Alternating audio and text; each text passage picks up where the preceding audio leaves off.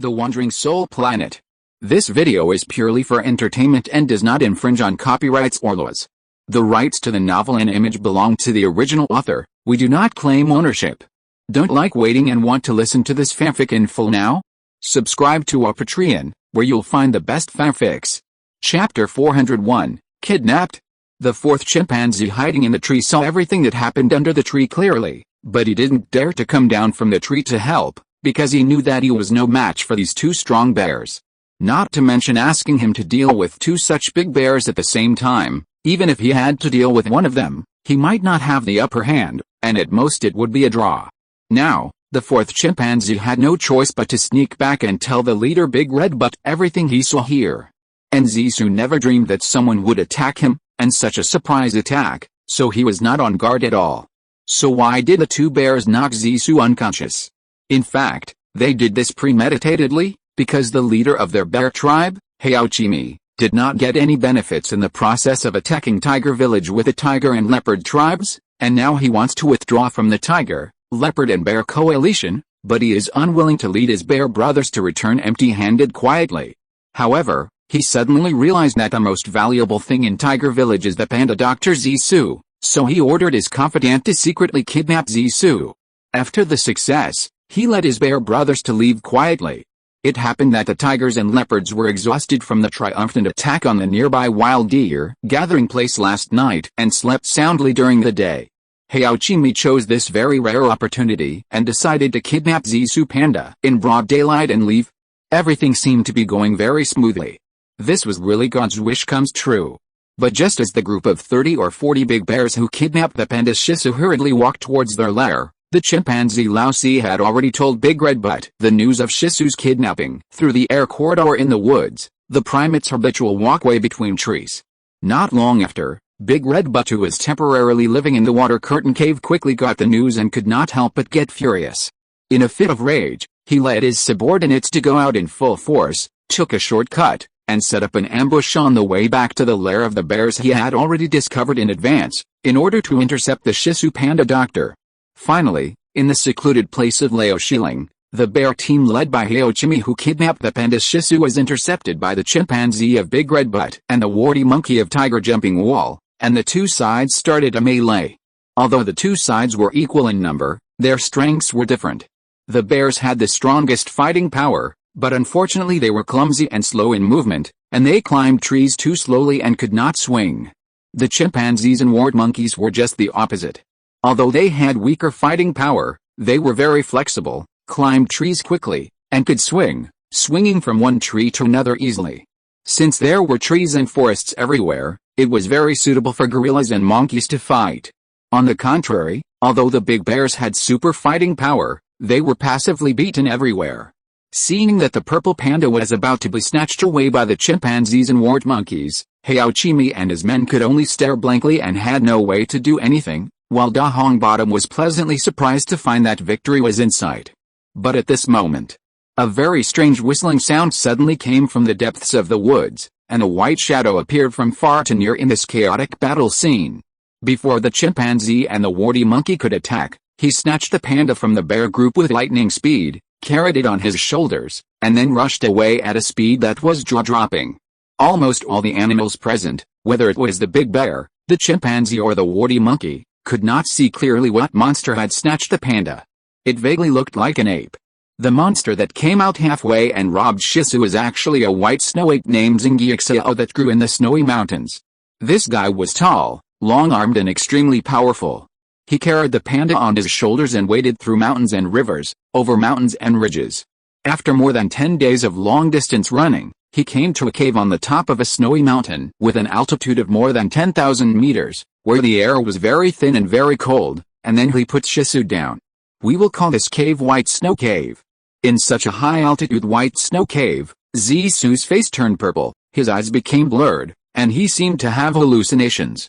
He felt that breathing was very difficult and almost fainted. At this time, the white snow ape Starry Night Owl found that Zissou's face was purple and panting, and he knew that Zissou was seriously lacking oxygen, so he helped Zissou sit up, then sat behind Zissou, and put his palms tightly on Zissou's back. Suddenly, Zissou felt two strong warm currents continuously entering from his back and entering his internal organs, making him feel that his pores were slowly opening, and the blood flow gradually became comfortable. He no longer felt the discomfort of lack of oxygen, as if he was living in the hilly plains. About half an hour later, Starry Night Owl closed his eyes to rest, and Zissou felt warm all over his body, no longer feeling cold, but felt that his stomach was rumbling a little, so he stood up embarrassedly and planned to find something to eat. However, Zissou accidentally found that there was a monster with white hair sitting behind him, and he was shocked. It turned out that Zissou had been in a coma and semi-coma for the past half-month since he was hijacked by Xingyixiao. He had never figured out where he was and thought he had a very long nightmare. Now, he suddenly found that he felt much more comfortable and woke up, but came to an unfamiliar snow cave. He thought he was still dreaming and had not woken up. Then he turned around and found a white-haired monster he had never seen before, which made him even more shocked. Looking down, the monster turned out to be an ape with white hair all over his body. He was meditating and resting, breathing steadily, looking peaceful and quite intelligent. This made Zissou sigh in amazement, and he couldn't help but sigh. Was I moved to this snow cave by this guy? What should I do? What is his intention and why did he do this? A series of questions kept emerging in Zissou's mind, making him want to ask the inexplicable guy in front of him carefully. But just when Zissou was about to ask, the white-haired monkey suddenly opened his eyes and looked at Zissou, which made Zissou swallow the question that was about to come out of his mouth again. He didn't know what to do. It turned out that the eyes of the white snow monkey Xingyixiao emitted a fascinating strong light, which made Zissou feel awe from the bottom of his heart. He didn't dare to ask questions casually, not because he was afraid of offending the beauty, but because he was afraid of accidentally angering the other party and causing a bad ending. Unexpectedly, just when Zissou was feeling uneasy, this guy actually laughed inexplicably, and waved to Zissou to sit down face to face, and then put his palms tightly together with Zissou's palms, and once again input energy into Zissou, a surging heat energy, which made Zissou feel hot all over. Chapter 402, Life in the Snow Mountains. Just when Zissou couldn't stand the heat and didn't know what to do, he suddenly felt the heat running around in his meridians. Gradually, all obediently returned to his danshan, and his whole body was no longer hot and uncomfortable, but full of strength, and he no longer felt hungry. This was obviously done by the white snow ape Xingyixiao. Not only can he use the energy of his whole body as he pleases, but he can also make this energy obey his will in the other person's body. Why is Xingyixiao's kung fu so powerful? It turns out that the white snow ape Xingyixiao likes to stand on the top of the snowy mountains every night, facing the sky full of stars, and howling into the sky. In fact, what he did was actually practicing a kind of kung fu called Xingxingguang, which allows him to absorb as much oxygen as possible in the air and communicate back and forth with an inexplicable energy in the universe, thereby increasing his own kung fu, so we call him Xingyixiao. After more than 20 years of hard training every night, Xingyixiao has already reached a very high level of skill. Therefore, he often travels between the mountains and the plains easily and effortlessly, and has no difficulty with hypoxia or hyperoxia.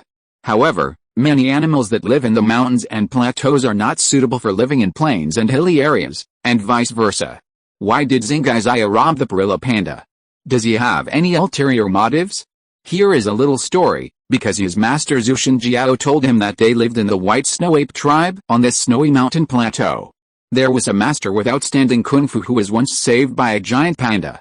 He also predicted that his great-grandson, that is, the generation of Xingyixiao, must find a smart and predestined panda to collect a kind of red flower wild grass called Ganoderma lucidum growing on the cliff at the top of the snow mountain.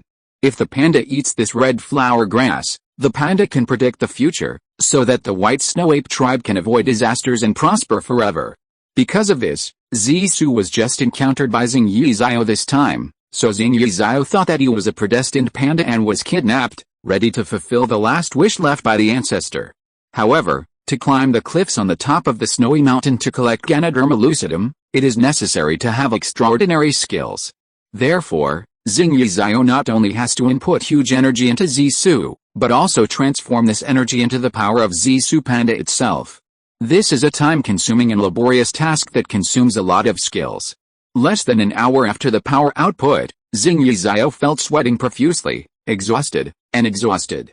In the end, he had to stop the power and rest, close his eyes and rest, and meditate to rest. On the contrary, now Zissou feels that his whole body is full of endless energy. Not only is he not hungry, but he is in an extremely good spirit.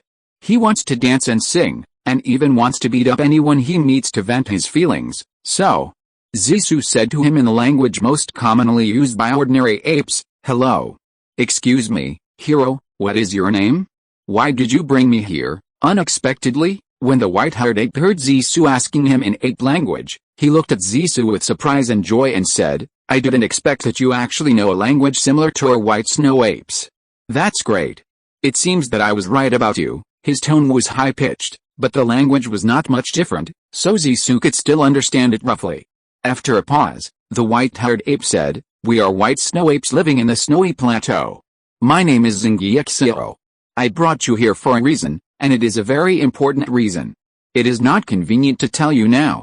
When the time is right, I will tell you naturally." He sighed slightly and said, "Are you a little hungry now? Stay in this cave for a while, I will go out to find something to eat." As soon as he finished speaking, Xingyixiao disappeared with a slurp. About an hour later, Xingyixiao was seen coming back carrying a snow leopard that he had just killed with his bare hands. After entering the cave, he immediately threw the snow leopard's body from his shoulders at Zissou's feet and said, "Today, we are going to eat this snow leopard. You won't tell me that you only know how to eat bamboo and bamboo leaves." Seeing this, Zissou had to nod and said, "Occasionally, I also eat some meat." No mistake in the poem, post, content, and read it in the 6-9 book bar. Xingyixiao breathed a sigh of relief, and continued to talk, "That's good. In our snowy plateau, it's best to eat meat, so that you can keep enough calories to resist the severe cold. Of course, we also have a small amount of plants here, but most of them are various kinds of mushrooms. However, I can't tell which mushrooms are poisonous and which are not, and many poisonous mushrooms and non-toxic mushrooms look very similar, so I dare not eat mushrooms.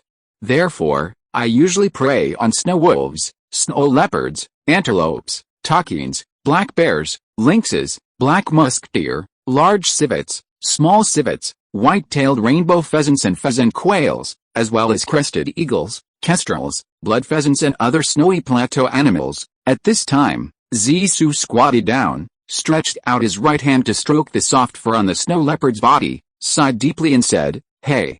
It seems that I have no choice but to follow the local customs.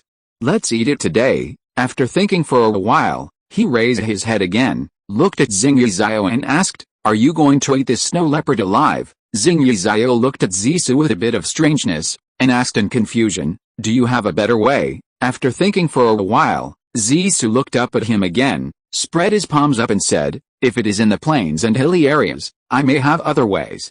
But here, I have no way, so you can do it as you like." "Huh?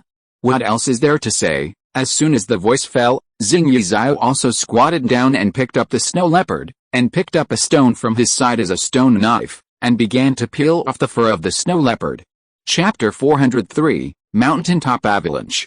For wild carnivores, eating raw meat with blood dripping from wild animals is a common thing, but for animals like pandas that like to eat bamboo and bamboo leaves, it is not so easy to get used to it, and even a little disgusting.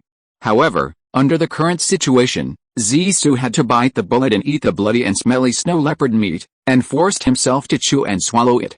Although he was not used to it at first, and even felt a little nauseous, as time went by, he gradually got used to it, and finally felt uncomfortable if he didn't eat it. This shows how much the environment affects animals. In terms of diet, after Zissou synchronized with Xingyixiao, Zissou's kung fu made great progress with the strong support of Xingyixiao. In less than half a month, he could run around on the snowy plateau like Xingyixiao, coming and going easily, and even climbing the snowy peaks was not too strenuous.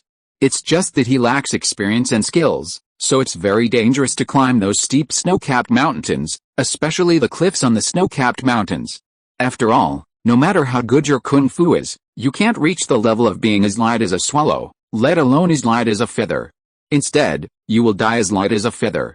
After a period of time, Xingyixiao taught by example and Zissou himself repeatedly practiced, and finally mastered the ability to identify which places on the snow-capped mountain peaks are safer and which places are more dangerous. In addition, Zissou's kung fu is even more superb, and it is almost half of Xingyixiao's kung fu. At this time, Xingyixiao felt that there was no need to hide his purpose of hijacking him from Zissou, so he told him the reason for doing so. After listening to Xingyixiao's story, Zissou felt surprised and funny. Isn't this too superstitious? Could it be that after eating this so-called Ganoderma lucidum fairy grass, he can predict the future? This is incredible. It is impossible, almost like a myth. However, Xingyixiao insisted that Zissou do as he asked, and Zissou had no reason to resist and had to follow his instructions. This morning, the weather was clear and crisp in autumn. Zissou, accompanied by Xingyixiao, began to climb the snow-capped mountain peak that Xingyixiao believed was most likely to grow Ganoderma lucidum. At the beginning, both of them climbed smoothly. Unexpectedly, when they were about 100 meters away from the top of the snow-capped mountain, the ground suddenly shook violently, followed by a strange whistling sound. Zissou suddenly felt that the 1,000-year-old snow under him and Xingyixiao suddenly cracked, and an avalanche inevitably occurred. A tragedy happened in a way that Zissou could not have imagined. Zissou and Xingyixiao were soon submerged by the avalanche, and finally they were both covered by thick snow. I don't know how long it took. Zissou slowly opened his eyes and woke up. He vaguely remembered that when the avalanche happened, he and Xingyixiao rolled down with a large group of snow and fell into a large and deep crack. However, many large groups of snow behind him were blocked by this crack, so that he could avoid being crushed by the large group of snow behind him, but he continued to roll into the depths of the crack until he finally fainted. Now, he opened his eyes and looked around. Although the light here was very dark, his eyes slowly adapted after a while. And he could even see something vaguely. He looked closely. Wow! It turned out that this was a natural cave in the world of ice and snow, very high, large, and wide. Zissou moved his stiff body and was surprised to find that he was not seriously injured, just some scratches and frostbite. This was really a miracle, and Zissou was very happy. However, Zissou soon stopped being happy. How could he get out of this mysterious cave? This was a huge difficulty and challenge that Zissou was facing. Zissou pondered for a while and thought carefully. There seemed to be two ways to go. The first way was to go up from this cave, find a big crack, and climb out from the crack. However, this road was full of dangers. Not to mention whether he had the physical strength to do such a strenuous thing, just to climb out of the crack, he would have to face the aftermath of avalanches at any time and this inexplicable earthquake. It seemed that it was better not to take this road. The second way was naturally to find other exits in the cave. In most cases, he had to go deeper into the cave. Wherever he went, he would have no idea what was ahead. As far as the current situation is concerned, Zissou had to choose the second way. There was no better way. Then, with great curiosity, Zissou began to explore the cave. After he walked through a long dark passage in the dark, the light in the cave gradually became brighter. Obviously, this cave was not an isolated underground world. There was still sunlight shining outside the cave. It was just that it was difficult for Zissou to climb out of the cave along the sunlight, because he looked up along the light and found that this upward skylight was extremely high and as steep as a knife. Without the right tools, an animal like Zissou, who was neither a gecko nor had wings, would never be able to escape from here. In this case, let's continue to look for another way out. But when Zissou sighed deeply and looked around, he was stunned by the wonders in front of him. It was like a wonderful world. The stalactites in the cave were in various shapes. Some were like an upside-down bamboo shoot. Some were like a stunning waterfall made of stalactite forests. One was like a sea god needle. It was like a pillar, as if the cave would collapse without it. Some were like cranes. Some were like eagles. Some were like colorful butterflies. Some were like dragonflies. Some were like tripods. Some were like golden bells. Some were like axes. Some were like swords and bows. Some were like pen holders. Some were like vases, exquisite and elegant, complex and majestic. No mistakes in one poem, one post, one content, one book, one bar. Moreover, under the sunlight, these exquisite stalactites seem to be colorful and gorgeous. The karst landforms are strange and steep, like the towering Yushan mountain, with various shapes and forms, decorating the entire dragon palace with golden colors, like a fairy tale world. In fact, this huge natural karst cave is composed of one cave and two palaces. The height of the cave is thousands of meters above sea level. The front is like the dragon palace, and the back is like the heavenly palace. The dragon palace underground river is rolling, and the waterfall is like the Milky Way through the bottom. What is even more amazing is that there are many waterfalls here. There are waterfalls outside the cave and inside the cave. There are both waterfalls that flow straight down and frozen ice waterfalls. In the cave, the waterfalls are like pearl curtains hanging from the sky, and the dragon pool is green like a flower in the mirror. In the pool, the karst is shaped like a sleeping dragon. However, Zissou can't see it for the time being. He will see it only when he walks about 3 or 4 kilometers forward. Chapter 404, Surprising Monster. But now, except for the panting of Zissou, there seems to be no other sound here. Obviously, there is no other living creature here except Zissou.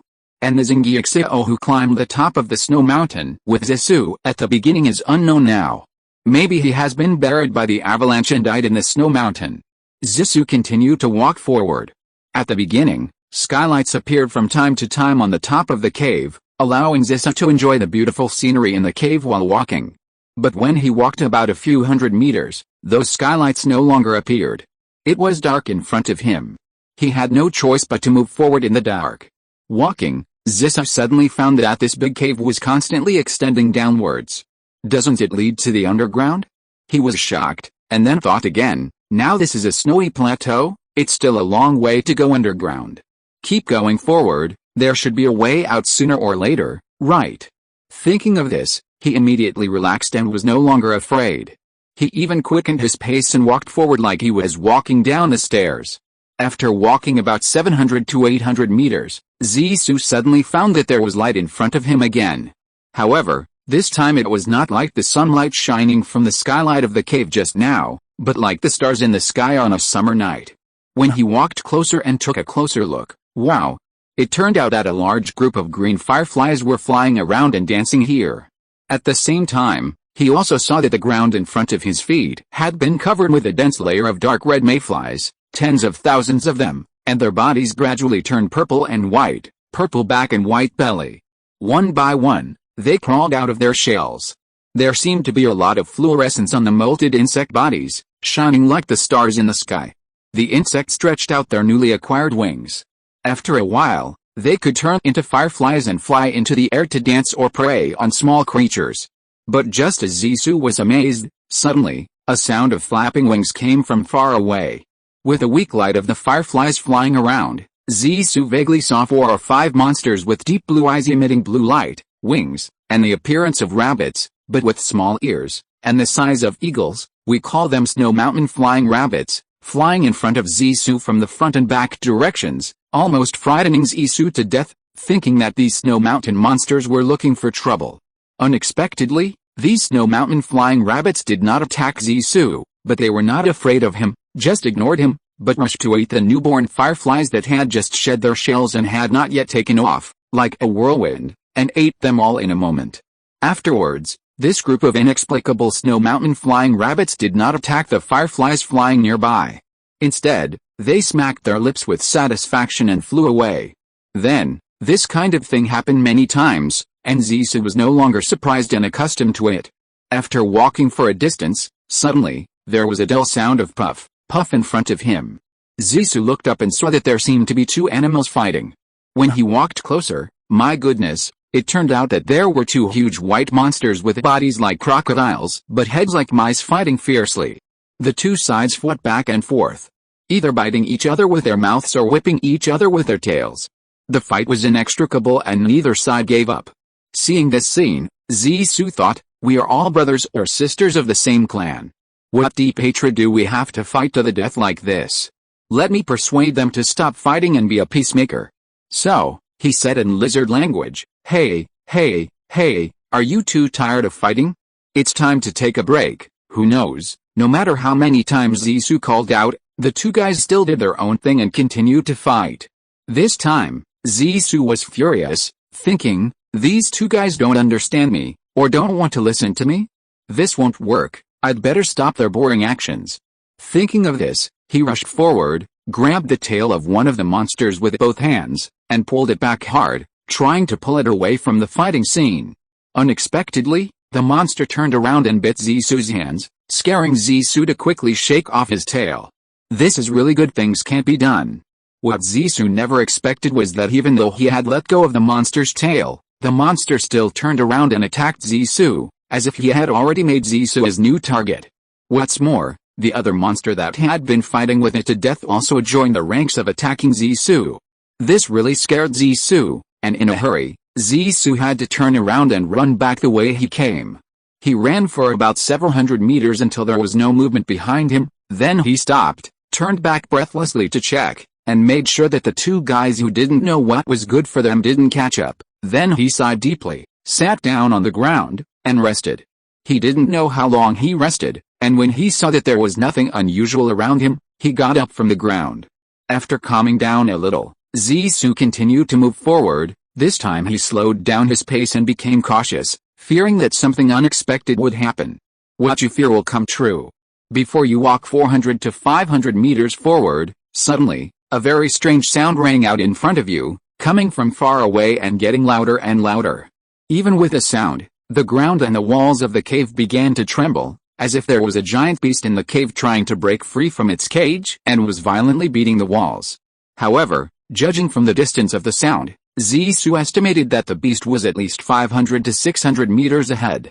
Should you continue to move forward or retreat? This made Zissou hesitate, not knowing what to do. Since you are now in a dilemma, why not just stop and wait and see? No mistakes, one sentence, one post, one content, one book, one bar, 1619, one book, one bar, take a look. Thinking of this, Zissou immediately stopped moving forward and looked for a place to hide on the spot, bent down and hid. Suddenly, there was a loud bang, accompanied by a huge shaking like an earthquake, and then there was a loud crash. A skylight was shaken off the top of the cave 100 or 200 meters ahead. Suddenly, the sun shone through the skylight, and in the light of the cave passage ahead, a huge dinosaur skeleton fossil was revealed. Seeing this scene, Zissou felt horrified. Could it be that this giant beast was also a reincarnation of a dinosaur? How big would its body be? Perhaps the sudden avalanche when climbing the top of the snowy mountain to collect Ganoderma lucidum was also caused by the giant beast hitting the cave wall. It was so terrible. Listening to this terrifying sound and looking at this terrifying destructive power, you know that its size is probably not small. Before I had time to find a place to hide, I heard a loud bang, followed by a series of loud crash, and then a subtle rustling sound came, but it gradually faded away. If you're listening to this novel on a channel other than Fanfic World, it means they downloaded and uploaded it without effort. We cordially invite you to visit our channel, Mundo Fanfic Novelis. There you'll find the original version of this story and you can explore many other novels of various genres. We're waiting for you to immerse yourself in a world of incredible novels. Chapter 405, Snow Mountain Dragon. After that, after waiting for a long time, Zissou heard no more movement, and even the surroundings became terribly quiet. He thought for a moment and decided to go downstairs. He would not stay here and starve to death or freeze to death. He quickened his pace and walked forward. Not long after, Zissou heard a rustling sound. He had to slow down and tiptoe forward. Soon, he saw the majestic appearance of a giant beast. Wow, my God! What a big snake! Its body is thicker than a bucket, its head is as big as a large water tank, and it looks very much like the head of a giant dragon in the ancient Chinese mythology on the Earth in the solar system, but its beard is not that long, and it does not have horns like a sika deer. However, it has many short and thick water chestnuts like bamboo shoots, which looks extremely weird and scary. This monster with a dragon head and a snake body, let's just call it the Snow Mountain Dragon, may have just used its head, or more precisely, its mouth, to hit the wall of the cave that imprisoned it, causing a huge noise. At this time, it had broken out of its shell and rushed out of the cage, heading downstream of the cave. At this time, Zissou was very curious about this Snow Mountain Dragon and wanted to see what this behemoth wanted to do or eat. With a strong curiosity, Zissou followed the Snow Mountain Dragon from a distance of more than 100 meters to prevent this guy from suddenly turning around and attacking him. Zissou had a previous lesson for this. I don't know how long I followed the Snow Mountain Dragon. Gradually, I heard the sound of gurgling water flowing downstream. As I got closer, the sound of water became louder and louder. Not long after, a large waterfall appeared in front of me. The Snow Mountain Dragon actually plopped into the water and swam in the underground river under the waterfall. Soon, Zissou also came to the waterfall and stared at it in a daze. What should I do? Should I swim over there too? Although there should be an exit on one side of the lower reaches of this underground river, I have never swam since I was reborn as a panda. Will I be drowned if I go in? At this moment, the snow mountain dragon, which had already gone into the water, had already swam far away and was about to disappear, but Zissou was still hesitating. But at this moment, footsteps suddenly came from behind him. Zissou turned around and saw that some of the lizard monsters that he had seen last time had appeared again. Now they were staring at him without blinking their eyes. Faced with the danger of being eaten by the giant lizard monster at any time, Zissou dared not hesitate anymore. He immediately turned around and jumped into the waterfall, and then was washed into the underground river by the waterfall. He swam forward desperately with the water flow of the underground river. During this time, Zissou also drank a lot of water and felt that the water in the underground river was a bit salty and bitter. Soon, Zissou found that lying on his back on the water and drifting with the current was both labor-saving and comfortable. He drifted for a long time like this and gradually felt hungry. Just when he was about to find something to eat, he suddenly felt something bumping against him from under him. He reached down and grabbed it, and actually caught a half-foot-long crucian carp. This was really a pillow when you are sleepy, and it came at the right time. So Zissou immediately grabbed the crucian carp and started eating it. Bears love to eat fish, and pandas are at least half bears. Now they are very hungry, so eating fish naturally feels very delicious. There are a lot of crucian carps in this underground river. After eating this one, he quickly grabbed another one and ate it again. He ate 5 or 6 in a row before he felt full. At this moment, a thrilling drama suddenly took place in front of him. The snow mountain dragon actually fought with 2 giant pythons in the underground river. The river water was churning and the waves were splashing. A picture of dragon and snake fighting appeared in front of Zissou. However, as the river flowed, Zissou gradually got closer and closer to these water beasts. This was not good. As the saying goes, a fire in the city gate defects the fish in the pond. He didn't want to be the fish in the pond, so he tried to swim towards the riverbank to stay away from this place of trouble. However, the more you fear something, the more it will come. Zissou never dreamed that there was a water python watching the fight nearby. Although this water python was not as big as the 2 giant pythons, it was still a very scary beast to Zissou. This guy soon discovered Zissou, the unexpected prey, turned around and pounced on Zissou. Before he could climb ashore, the water python wrapped him tightly, making it increasingly difficult for him to breathe. Zissou hurriedly stretched out his hands to grab the water python's neck to prevent it from biting him, but this was not a long-term solution after all. Just as he was about to be strangled to death by the damned anaconda, Zissou suddenly found a very sharp jagged rock on the riverbank less than 2 meters away from him. He was overjoyed, so he used the last bit of his strength to swim towards the sharp life-saving rock.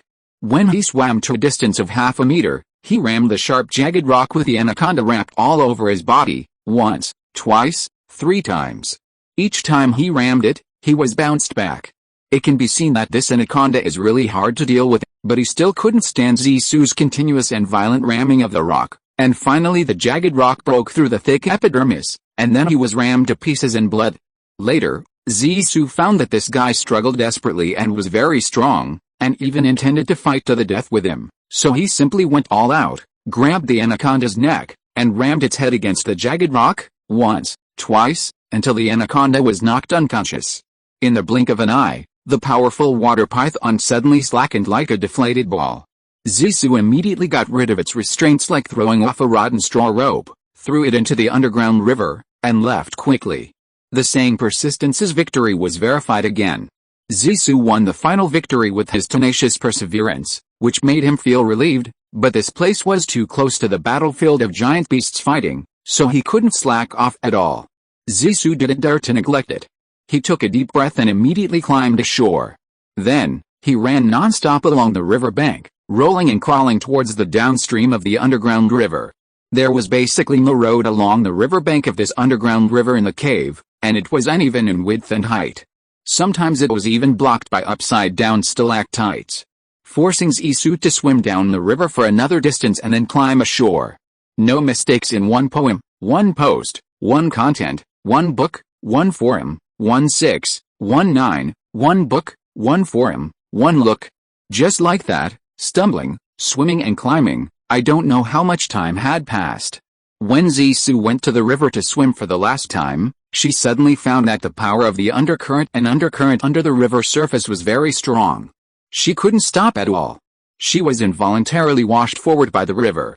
In the last section of the underground river, the water flow was even faster, and Zissou actually turned around in the river. After turning around and around, she heard a splash and fell into a hole. Chapter 406 Return to the forest. Below is a huge underground river. The water temperature is very high. There are countless tributaries with the same river channel, gushing out from the mountain wall, like a big faucet. The water flows into the main river below, and there are many protruding stone holes on both sides, constantly emitting white high-temperature gas, and some dark red magma in some stone cracks. It seems that this may be an underground volcanic belt. The temperature of the river water is too high. Zissou struggled desperately in the rapids to climb up a huge rock by the river, and found that even the stone was warm, and there was a lava fire nearby. With the help of the fire, it can be seen that the geological structure around here is a very dangerous periodically active volcanic ash rock soil. This is not a place to stay for a long time. Just when Zissou was about to take a break and continue to climb up, the mountain wall suddenly shook violently, the water in the underground river surged, the air was full of sulfur, and waves of heat rushed up from below. The volcano under the riverbed began to move. The incident was sudden, and Zissou was caught off guard and almost fell into the river. He hurriedly climbed up a relatively gentle slope, sat down and took a few breaths. He was still in shock, but he saw that the underground vibration was getting more and more intense, and the mountain wall made of volcanic rocks could collapse at any time. Inadvertently, Zissou raised his head and suddenly found a thin white light appeared a few hundred meters above his head. His eyes were dizzy and stinging. What was that? Could it be another monster? He opened his eyes again and took a closer look. He couldn't help but feel surprised. Oh my goodness, this is the sky. It's the sky. The vibration of the underground volcano caused an earthquake, and the ground above his head cracked a big crack. It has been too long since he saw the sky outside. Zissou almost forgot what the sky looks like. Is it blue or white? The vibration below became more and more intense, and the heat wave rolled in. The strong smell of sulfur made Zissou dizzy and dizzy. He was very worried that the crack would be closed by the earthquake again. At this time, the sooner he got out, the better. Now he had to use the strength of a 100-meter sprint on the 45-degree steep slope to rush to the top to escape from danger. The higher you climb, the more broken the volcanic rocks become. Some of them are like sand, making it difficult to stand. After climbing 3 feet, he fell back 2 feet. The skin on Zissou's claws was worn off, but he didn't care about the pain. He gritted his teeth and paddled and dug. The height of 400 or 500 meters was as difficult as climbing to the top of a snowy mountain. After all his physical strength was exhausted, he finally returned to the ground. The sky was blue and the clouds were white. The mountains on both sides were rolling. The place where Zissou climbed up was a section of a snowy mountain valley, which was also the lowest area in the snowy mountain plateau. The nearest primeval forest in the hilly area was only more than 30 kilometers away. When night fell, he finally reached the edge of the primeval forest, then entered this vast forest, and climbed up a big locust tree to camp for the night. In the early morning of the next day, before dawn, he was awakened by the calls of various birds around him. After stretching, he felt that his stomach was growling with hunger, so he climbed down from the tree regardless of whether it was dawn or not, looking for food. After wandering around for more than half an hour, it was already dawn. Soon, Zissou was pleasantly surprised to find that there was actually a large bamboo forest here. He immediately went into the bamboo forest to look for bamboo shoots and tender bamboo leaves to eat. It was already late autumn, and there were very few bamboo shoots and tender bamboo leaves. He had no choice but to grab some bamboo leaves to fill his stomach. He couldn't be picky about food. After eating the bamboo leaves, Zissou felt a little thirsty, so he went to look for water. In this dense forest of towering trees, he turned around and soon lost his way. Finally, he simply chose a very tall fir tree, climbed up to the treetop, looked around, and listened carefully. He found that there seemed to be the sound of water flowing 2 or 3 miles southwest. Then, he adopted the monkey's swinging method, holding on to the stronger branches with both hands, and swinging from one tree to another. Not long after, he used this unique air corridor in the forest to come to a big waterfall. It was a big waterfall. 7 white jade dragon-like waterfalls rushed down from the mountain, and the waves rolled and surged, like 1,000 horses galloping. Zissou happily slid down from the tree and came to the pool under the waterfall. He squatted down and prepared to use his hands to wash water to drink. Suddenly, a 3-meter-long crocodile jumped out from the bottom of the water, opened its bloody mouth, and bit Zissou's head. It was said that it was too late. At the critical moment, Zissou was quick-witted and rolled sideways subconsciously, allowing him to just avoid the bad luck of being swallowed by the crocodile. Although his soul will not die and he can be reincarnated in the next life, he does not want to be reincarnated into such an ugly and ferocious crocodile, so he can only desperately avoid the attack of this guy. Although Zissou had rolled to one side, the danger was still not resolved. The big crocodile that jumped onto the shore twisted its body and quickly crawled towards him, forcing Zissou to get up from the ground in a hurry and run to the nearest big tree. Then he quickly climbed up the tree, even faster than a monkey. At this moment, you may ask, didn't Zissou learn powerful kung fu from the white snow ape Xing Yizhao? Why didn't he use this kung fu to deal with this hateful crocodile? Isn't it a waste? There are 2 reasons for this. First, the incident happened suddenly, and Zissou had no time to think about how to deal with the crocodile.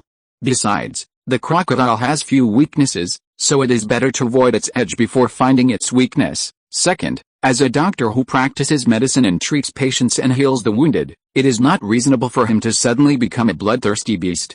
Although sometimes it is for the reason of self-defense, he still does not want to kill living beings at will. However, when Zissou was reincarnated as an ant, a mantis, and a king of birds, he preferred to fight and be aggressive in such a dangerous environment. But after he was reincarnated as a panda and practiced medicine, his fighting spirit was almost gone, and he only had the heart of loving all living things in the world. It is really hard to define whether this is good or bad for him.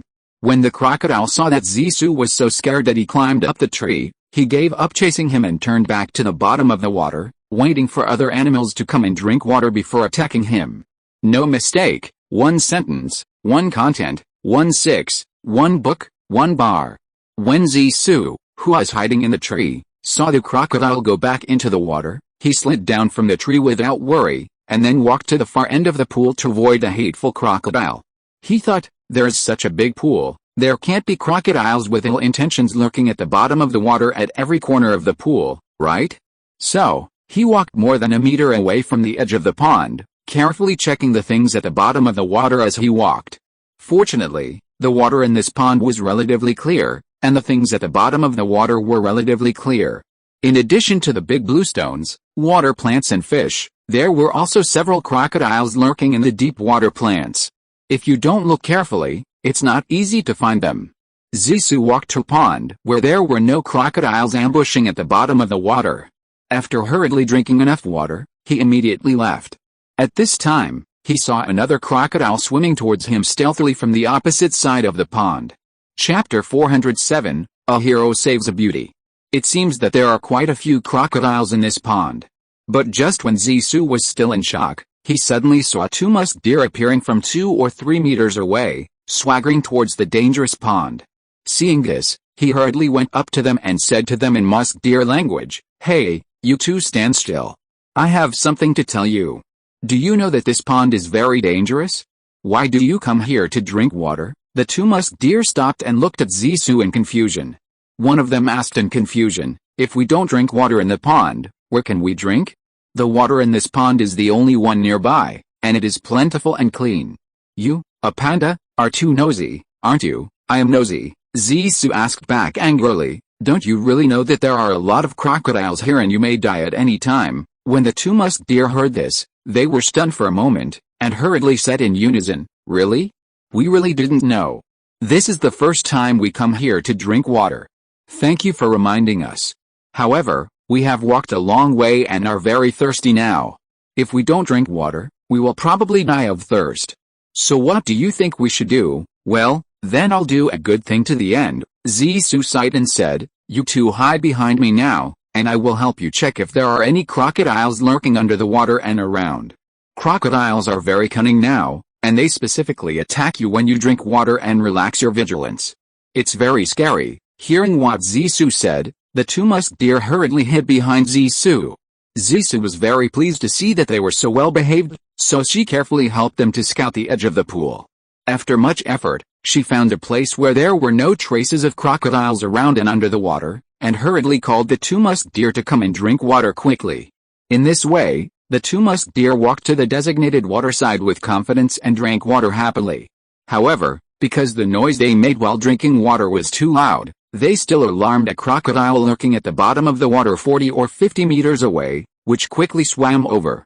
When the crocodile swam 5 or 6 meters away from where the musk deer were drinking water, Zissou happened to discover this insidious and cunning crocodile and hurriedly shouted, "Oh no, the crocodile is coming!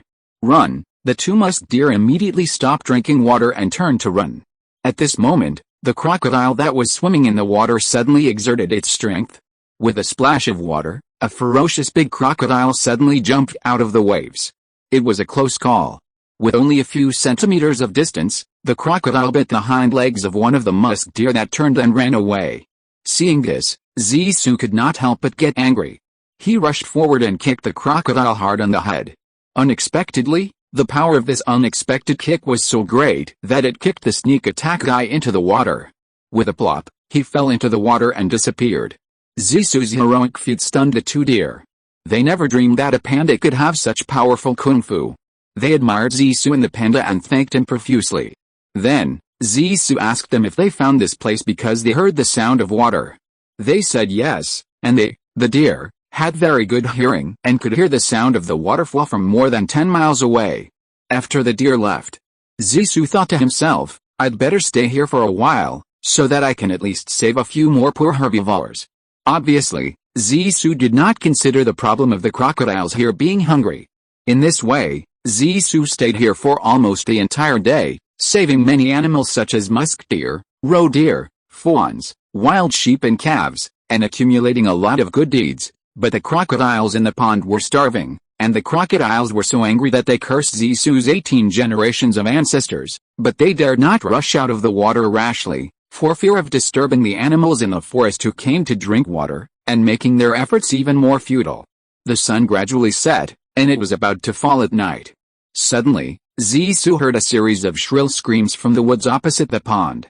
In order to save his compatriots and to be chivalrous, he jumped into the water without hesitation and swam hard to the other side of the pond. Suddenly, those crocodiles who had been hungry for a whole day or even several days and hated Zissou to the bone, surrounded Zissou from all directions. Among them, the most dangerous thing was a ferocious and experienced crocodile that swam towards him. It opened its big eyes as big as table tennis balls and stared at Zissou without blinking, which made Zissou shudder. At this critical moment of life and death, Zissou had to use all his skills and display the best skills he had just learned to face the challenge and get rid of the encirclement of these self-righteous crocodiles. Just before the crocodiles in front and on the left and right sides attacked Zissou at the same time, Zissou suddenly plunged into the water, then quickly swam forward, swam for 7 or 8 meters, and then surfaced and paddled forward with all his strength. Because of the fierce pounce of the crocodiles just now, several crocodiles collided with their heads, and their noses and faces were swollen, dizzy, and they didn't come back to their senses for a long time. When these crocodiles regained their minds, Zissou had almost paddled to the other side of the pool. When the crocodiles tried hard to catch up, Zissou had already landed, but it was too late. After getting rid of the crocodile's encirclement and entanglement, Zissou ran non-stop towards the place where the mother panda screamed. After entering the woods, in order to increase speed, Zissou quickly climbed up a big tree, and used the monkey's swinging method to quickly approach the destination. In a blink of an eye, he arrived at the scene. Zissou, who was staying on the tree, was surprised to find that 2 mandrills were tying a female panda to the trunk of a big tree with vines. One of the mandrills was holding a sharp white stone like a knife in his hand. It looked like they were about to cut open the mother panda. This is simply too unreasonable. Seeing this scene, Zissou's lungs exploded. He yelled, "Stop!" As soon as the voice fell, he slid down from the big tree and ran towards the 2 mandrills who were about to commit murder. The 2 mandrills turned their heads and saw Zissou coming down from the tree. They were shocked. "Wow! How come another panda came down from the tree? God has eyes. It seems that we will have a good meal tonight." But just when the 2 mandrills were thinking evil thoughts, Zissou had already run to them. Without saying a word, he suddenly kicked one of the mandrills in the chest, and then hit the other mandrill in the face with lightning speed, knocking down the two stupid mandrills who didn't know what was going on. Afterwards, Zissou walked to the female panda tied to the tree and untied her, which made her cry with joy. However, at this moment, the two mandrills that were knocked to the ground by Zissou suddenly got up from the ground and rushed to Zissou's back. The female panda was facing Zissou and found something wrong. She immediately shouted to remind Zissou to pay attention to the movement behind her. Chapter 408, Ominous Dream. In a flash, just when the despicable guy was about to succeed in his sneak attack, Zissou suddenly got there first, kicked back hard, and knocked down another mandrill again, and then punched another mandrill on the nose with a backhand punch, knocking it to the ground again. Next, Zissou simply went all out, turned around, and beat up the two mandrills that had been knocked down and sitting on the ground, until the two unlucky guys were all knocked unconscious. Zissou's venting made the female panda very relieved and excited. When Zissou untied her from the tree trunk, she actually hugged Zissou's head with both hands and kissed him madly to express her gratitude. The female panda's behavior made Zissou very embarrassed. She blushed and stammered, "And, girl, don't be like this, okay? Why are you so excited?" "I'm so embarrassed." What's there to be embarrassed about?" the female panda said excitedly. "I will repay you for saving my life with my body. I can't afford this." After a pause, Zissou said, "By the way, let me ask you, what's your name?" "My name is Feifei. What about you?" The female panda looked at Zissou with expectant eyes and asked, "Brother, what's your name?" "My name is Zissou," Zissou answered without hesitation. "Brother Zissou, you have great kung fu. Where did you learn it from?" Feifei said with stars in her eyes. "I learned these kung fu from the white snow ape on the Great Snow Mountain," Zissou replied. "Then can you teach me? I want to learn too," Feifei said hopefully. This, I'm afraid it's difficult." Zissou thought for a while and explained, "It's not that I don't want to teach you, but I don't have the same profound kung fu as my master, so I can only teach you a little bit, and it's impossible for you to get the real powerful kung fu." "Ah, so that's the case." Feifei was very disappointed, then thought about it carefully, and asked curiously, "Then how did your master teach you such powerful kung fu?" "He taught me in a snow cave," Zissou thought for a while and said, "First, he injected a strange heat energy into my body to keep me warm and increase my whole body strength, and then continuously transmitted another kind of power to me, allowing me to continuously improve my combat effectiveness. However, before I had time to learn his method of transmitting power to others, he disappeared due to a sudden avalanche when he accompanied me to climb the mountain to collect something called Ganoderma lucidum. He may not be in this world now." "Wow, I didn't expect that you had such a tortuous and bizarre mythical experience," Feifei said in surprise. "Since you can't teach me your skills, you must be responsible for protecting me in the future." "That's easy. Then you just follow me from now on," Zissou sighed and nodded, "but when the time comes, you can't complain." "Yet." "That's great," Feifei cheered and said, "Brother Zissou, don't underestimate me. I'm not afraid of hardship." "That's the best." Zissou looked at Feifei seriously and said again, "Let's leave here now and find a place to rest." At this time, Feifei suddenly glanced at the two mandrills lying on the ground and asked, "What should we do with these two bad guys?" Zissou also turned his head and took a look and said, "We don't care. Let them go." "Why don't you kill them?" Feifei asked in confusion. "I, your brother, have the virtue of loving life and don't kill innocent people indiscriminately," Zissou explained. "But these two guys are definitely not good people. They may have always done evil and bad things. Killing them can be considered as eliminating harm for the people. Well, I didn't see it with my own eyes, and it's hard to conclude that they have done a lot of bad things. So, let's show mercy this time and let these two guys go." "How can you be sure that they haven't done bad things? Didn't you see them almost kill me just now? But they didn't succeed after all, did they?" "Oh, you are too soft-hearted, and you will suffer in the future. If I see them doing bad things again next time, I will never let them off as easily as I did this time." "Brother, you are so kind, so merciful, and so cute. I like you so much." "No mistake. Just look at the content of one poem, one post, one book, and one forum. Tisk, little sister, please don't talk so corny, okay? I'm a panda doctor. I specialize in practicing medicine and treating patients, saving the dying and the wounded. I have a heart of love, so of course I won't kill anything casually, let alone innocent people." "Wow. You're a doctor, so you're not alone. You're really a versatile genius. Well, That's great, Tisk. Look how happy you are. It's almost dark. Let's find a place to rest early, and we'll talk about it tomorrow, okay? After Zabibi finished speaking, he took Zisu's hand and skipped towards the largest and tallest banyan tree nearby. Then, he followed Zisu to climb up a thick branch, hugged the trunk and went to sleep with Zisu. At night, Zisu and Zabibi both had a dream on this big banyan tree, but their dreams were very different, with nothing in common. It can be said that same tree, different dreams. Zabibi's dream was relatively simple. She mainly dreamed that she and Zisu formed a warm and lovely family, lived together harmoniously, had children, and had many grandchildren. They were extremely happy. Zisu's dream was more complicated and terrifying. He dreamed that a fire broke out in the forest suddenly, and thick smoke and flames rose to the sky all around. He took Zabibi and ran wildly towards a place that had not yet caught fire. Finally, he came to the pool under the waterfall where he was attacked by a crocodile when drinking water last time. He found that countless forest animals had come running from all directions. Among them were wild donkeys, bison, wild sheep, wild horses, wild deer, wild wolves, foxes, hares, musk deer, roe deer, wild dogs, black bears, pandas, monkeys, chimpanzees, mandrills, tigers, lions, leopards, pythons and other snakes, and dozens of other animals of different sizes. The pool was filled to the brim and it was extremely crowded. Faced with a forest fire that was getting closer and closer, everyone was panic-stricken and helpless. All kinds of beasts, including crocodiles, had long lost the intention of hunting prey and bullying the weak. Everyone had only the same idea, that is, how to escape from the sea of fire and how to save their own lives. As the fire was getting closer and closer, everyone was choked by the thick smoke and coughing. At this time, even the temperature of the water in the pool was rising.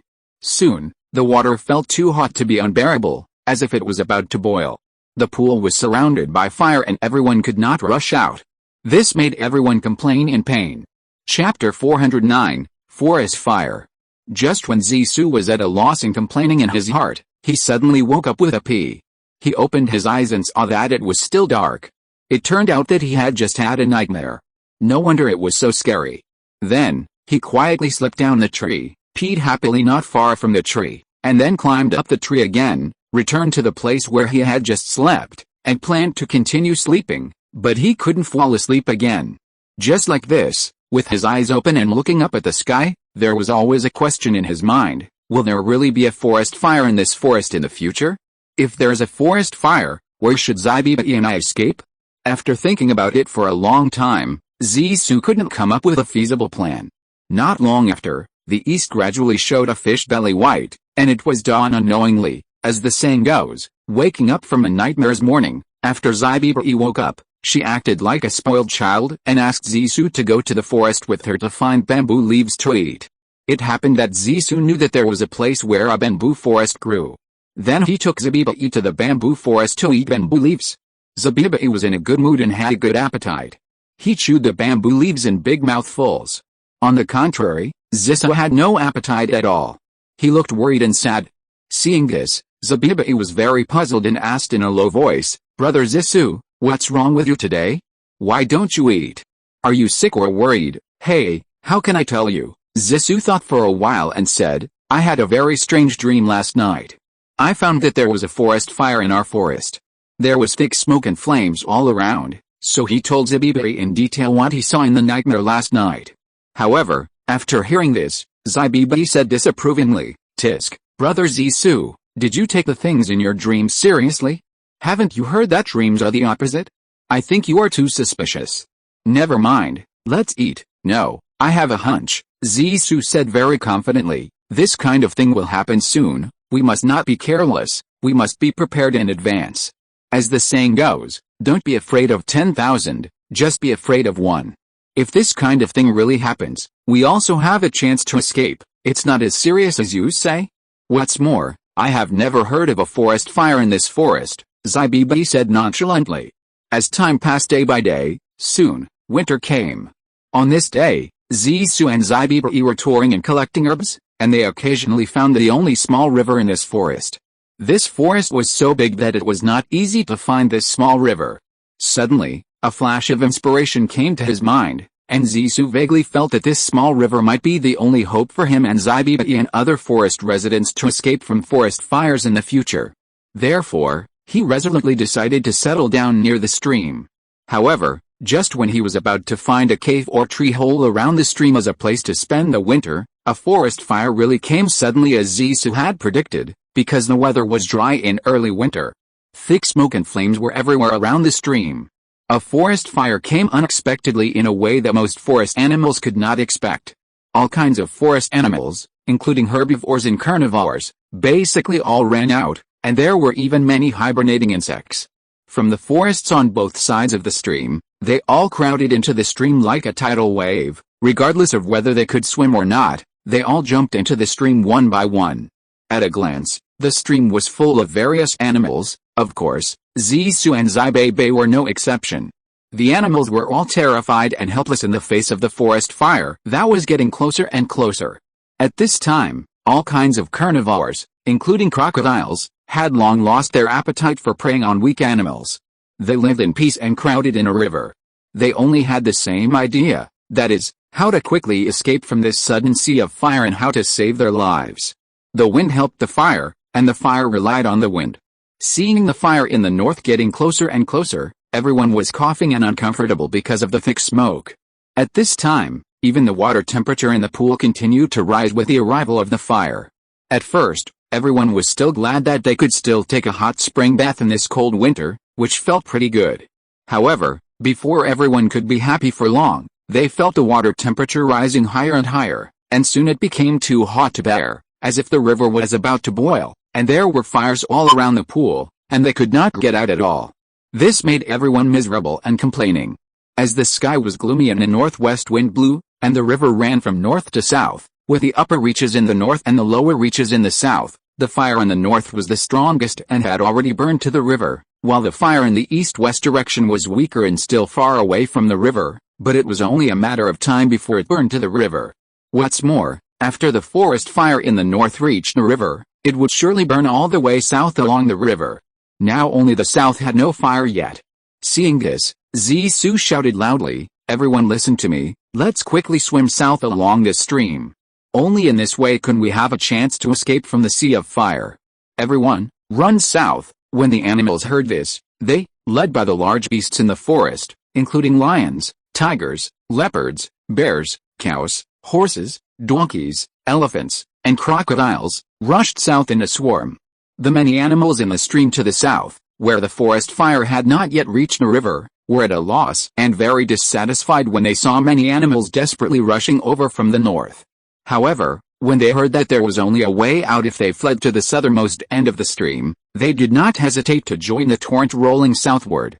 At this time, under the power of the fire, the forest animals had no choice but to form a large army rolling southward along the water flow, constantly engulfing more and more animals of all sizes in the stream along the way. As the army heading south grew larger and larger, it gradually became a powerful and irresistible torrent.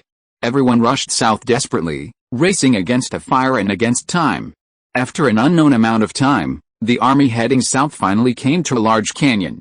There were tall and steep cliffs on both sides of the river, and there were only a few trees on the cliffs. The forest fire had burned here and was no longer a danger to the animals in the river. Everyone gradually felt relieved. After the army heading south passed this large canyon, what appeared before everyone was a green grassland. There were also large forests in the distance. There were also some sheep, roe deer, and other animals eating tender grass peacefully on the grassland. There was no sign of fire at all. Everyone seemed to have come to another world. Could this be the paradise? Everyone was so surprised that they climbed up the river bank and prepared to integrate into this beautiful new world.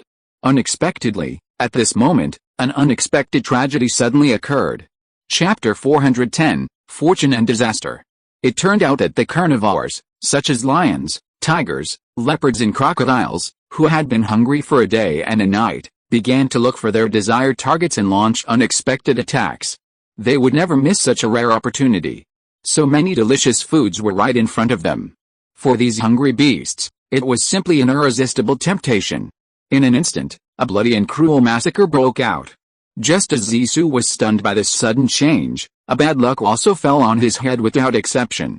A lioness with a covetous look suddenly pounced on Zibiba beside him, while another male tiger locked its target on Zissou.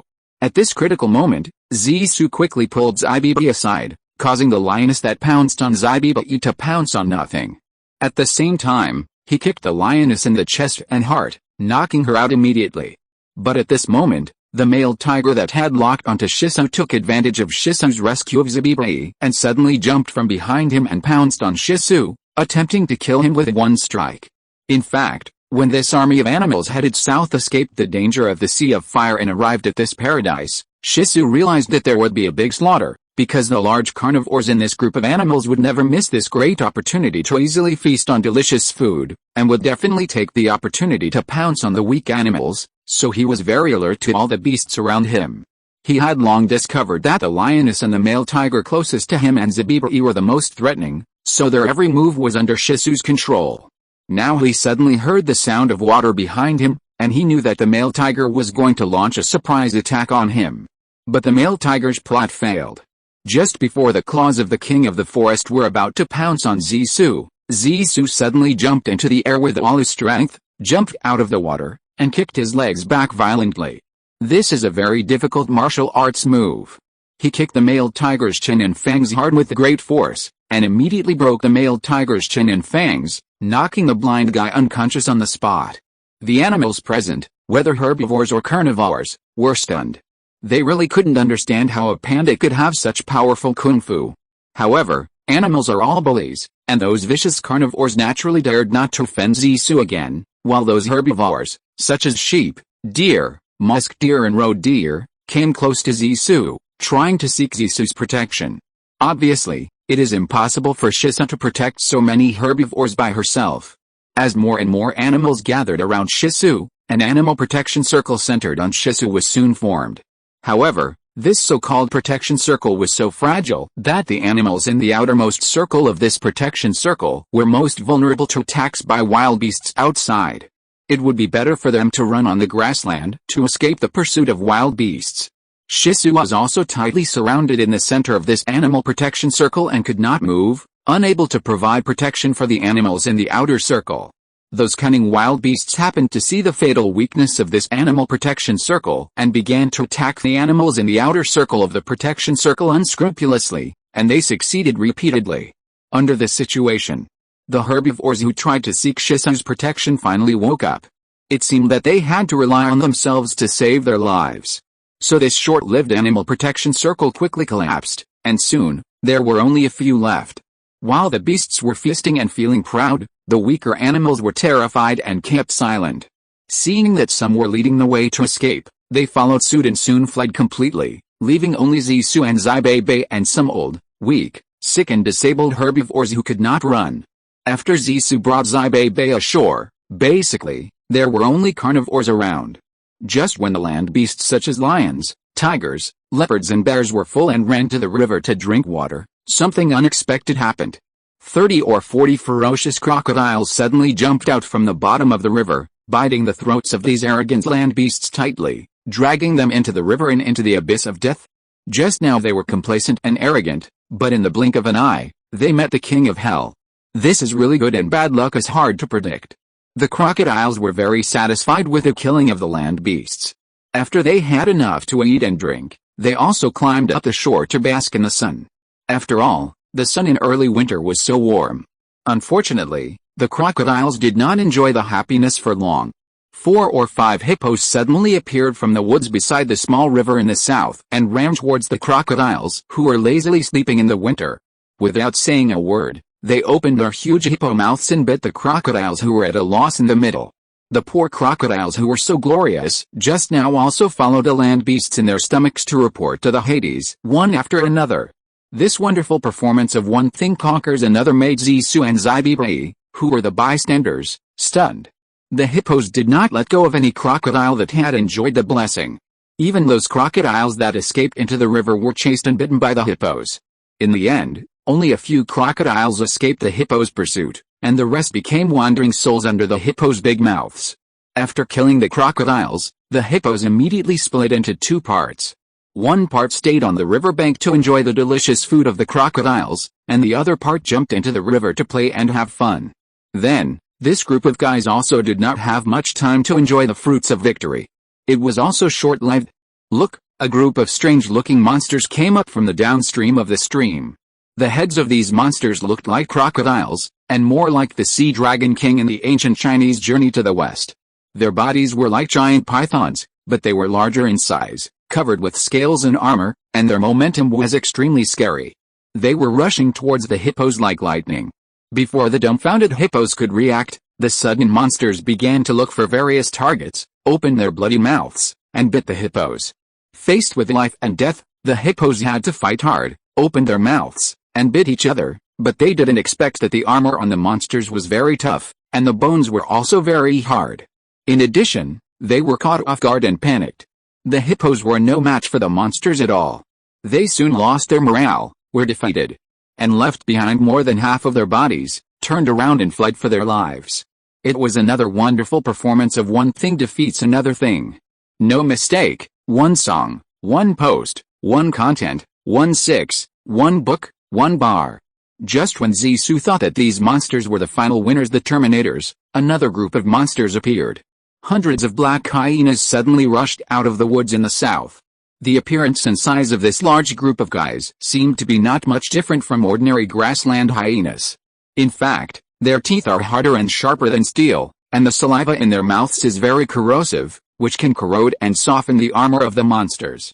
We can see from the fear in the monsters' faces when they saw the black hyenas that the winners are about to become losers.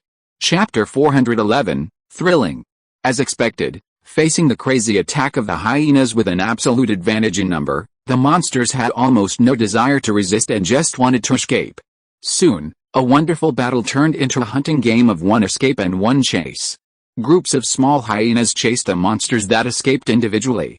Unexpectedly, the monsters escaped very quickly. In the blink of an eye, they escaped cleanly, leaving only a few unlucky ones who were unable to react in time to become the meals on the plate and fruits of victory of these heroic hyenas.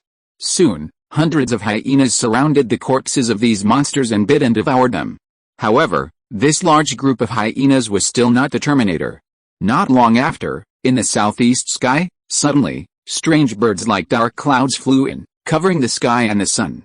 There were countless of them. They were as big as eagles, but not like eagles, but more ferocious than eagles. Their target was the hyenas on the grassland, who were enjoying the fruits of victory at this moment. The strange birds suddenly swooped down like fighter jets. One of them grabbed a hyena and carried it to the air. Then it let go and threw the hyena to the ground, killing or knocking it unconscious. Then it flew down, grabbed its prey again, and flew away. Since there were many more strange birds than hyenas, and no matter how fast the hyenas on the ground ran, they were no match for the strange birds in the sky.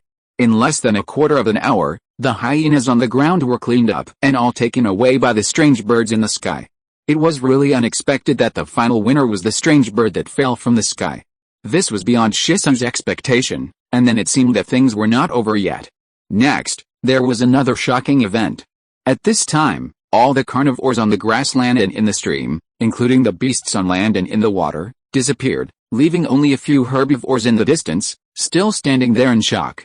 Seeing this, Zissou said to Feifei, "We should also leave this ominous place," but just as Zissou was speaking, there was a sudden boom less than 20 meters away from him. A giant beast about 5 or 6 meters tall, as big and strong as an elephant, suddenly emerged from under the lush weeds. This guy opened his bloody mouth, revealing fangs more than half a foot long, staring at Zissou and Feifei with 2 lantern-sized green eyes, looking at Zissou and Feifei in a sneaky way. What kind of monster is this?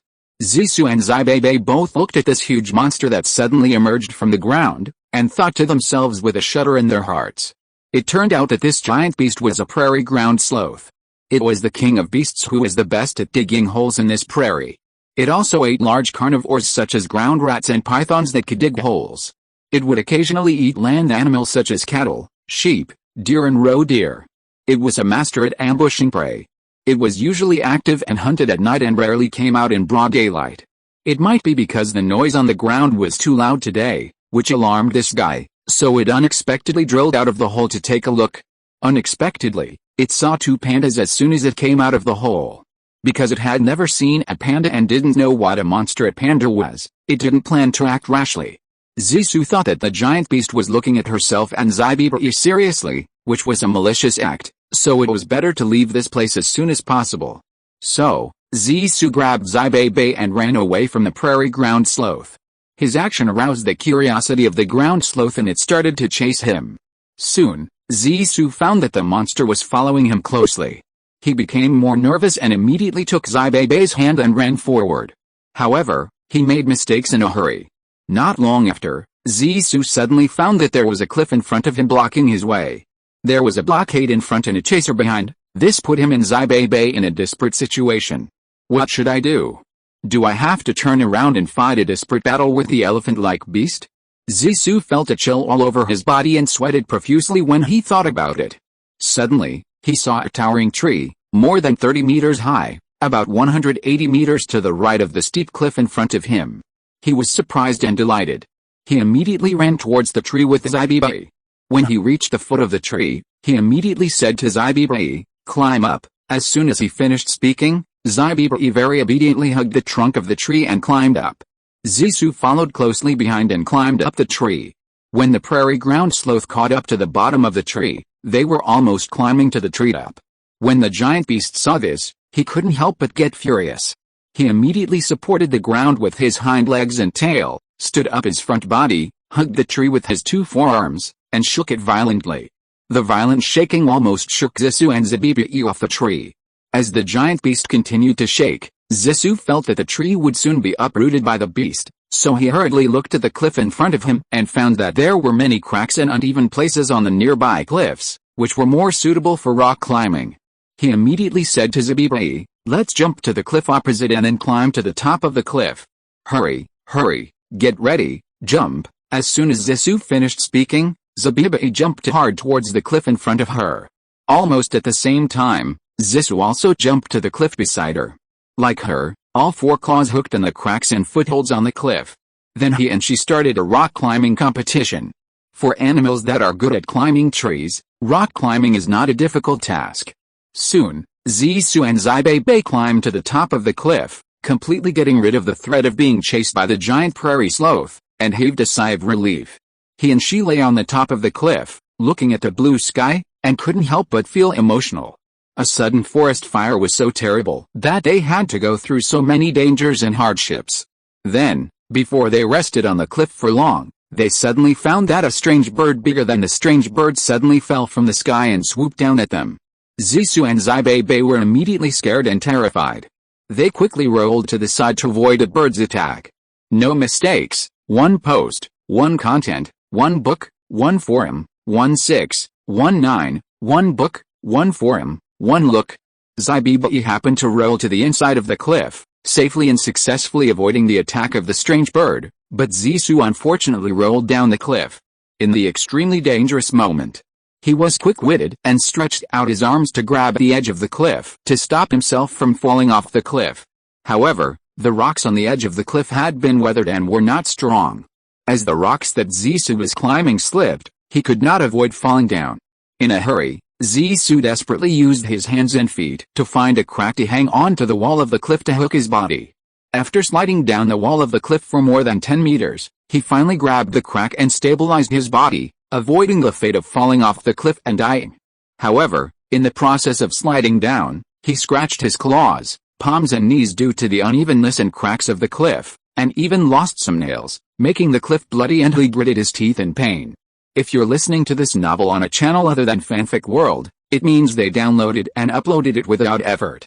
We cordially invite you to visit our channel, Mundo Fanfic Novelists.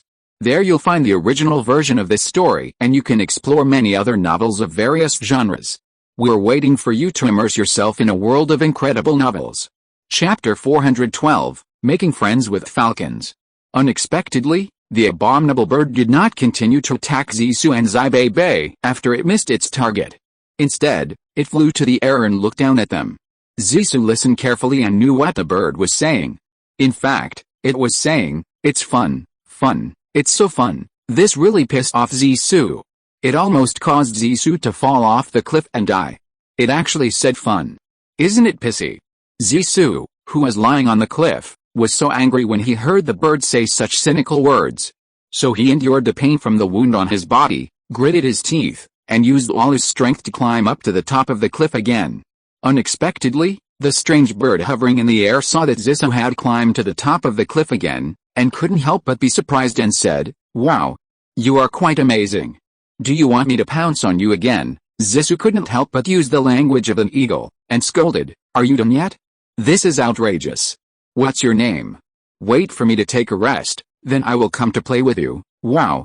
I didn't expect that you, a panda crawling on the ground, can speak the language of us prodigies soaring in the sky," the strange bird said in astonishment again. "I didn't realize that you are really capable. Well, I'll let you rest first, and then I'll play with you again." As soon as the voice fell, the strange bird turned and flew away, but it did not fly far away, but landed on the crown of a nearby big tree to rest. It turned out that this strange bird also needed a rest. About half an hour later, Zissou felt that his strength had almost recovered, so he stood up from the ground, waved to the strange bird perched not far away and said, "Hey! I'm ready, come and challenge me." Wow! There really is someone who is not afraid of death. As soon as the words fell, the strange bird took off into the air, flew into the air and swooped down at Zissou with great momentum. But just before the strange bird's sharp claws like steel knives were about to grab Zissou's head, Zissou spread out his ghostly figure, instantly avoided the fatal attack of the strange bird, flashed to the side, and then punched the strange bird at lightning speed. The strange bird never expected that Zissou would have such a trick, and was caught off guard. He was hit hard by Zissou's punch, feeling extremely uncomfortable. He felt dizzy, his eyes went black, and he fell to the ground with a bang, and immediately fainted. When Zaibibai saw it, he immediately clapped and cheered, "Wow, brother Zissou, you are so capable. You even knocked the strange bird in the sky down. It's amazing, it's not as powerful as you said. If this guy doesn't fall for my provocation, I will never be able to do anything to it." Zissou said matter-of-factly, "Now help me find some vines or strong straw or ropes or something to tie up this guy. Otherwise, when it wakes up, it will fly away." When Zaibibai heard it, he quickly glanced around and said with a frown, "Brother Zissou, where can you find the two things you need on this cliff? I think, if it really doesn't work, you should let it go. You won't kill it, right? Well, it seems that I have to do as you say." Zissou thought about it and that was the only way. Not long after, the strange bird finally woke up. It saw Zissou sitting beside it, looking at it peacefully. It was stunned for a moment, and looked down. It found that except for the punch it had just received, the rest of its body was intact. Just when the strange bird was puzzled, Zissou smiled and said, "How about another fight?" The strange bird lowered its head and thought, "This panda may look like an ordinary and harmless beast, but in fact it has extraordinary kung fu and is extremely fast. I have no chance of winning a fight with him. It is better to turn hostility into friendship and make enemies into friends. This is the wisest thing to do." Thinking of this, the strange bird raised its head, looked at Zissou and said, "In fact, we both have our own strengths. Why don't we turn hostility into friendship and become friends? What do you think of this?" Zissou was overjoyed when he heard it and said, "That's exactly what I want. I also want to be friends with you. Peace is the most important thing in everything. Well, by the way, friend, what is your name?" The strange bird said happily, "My name is Tiankui. Friend, what's yours?" Zissou couldn't help laughing and said, "My name is Zissou. From now on, we know each other. This is really no fighting, no acquaintance." The strange bird couldn't help laughing with Zissou, and the kind-hearted Zaibibai also smiled with him. Suddenly, Zissou remembered something and asked the strange bird Chuan Yunfei, "Are you an eagle, hawk, kite or harrier? Are you the same species as the strange bird that just caught all the hyenas?" Chuan Yunfei said, "I belong to the large kite, and those strange birds that caught all the hyenas belong to the large falcon." Zissou asked suspiciously, "Why are there so many large falcon birds? They almost cover the sky and the sun, and they can launch such an overwhelming attack on the extremely ferocious hyena tribe. It's really terrible." "What tribe are they from?" Chuan Yunfei explained, "They belong to a falcon empire tribe called Yunfei Meng 800 miles to the southeast. There are more than tens of thousands of them. It is estimated that only less than 2,000 came this time. If they come out in full force, it would be scary." Zissou asked with interest, "What animals do they like to prey on?" Chuan Yunfei continued to talk, "Due to their large numbers, Any animal on the ground and in the water may become their food. They are not afraid of any behemoths. This is the power of collective strength. It is estimated that their attack on the hyenas this time may be accidental.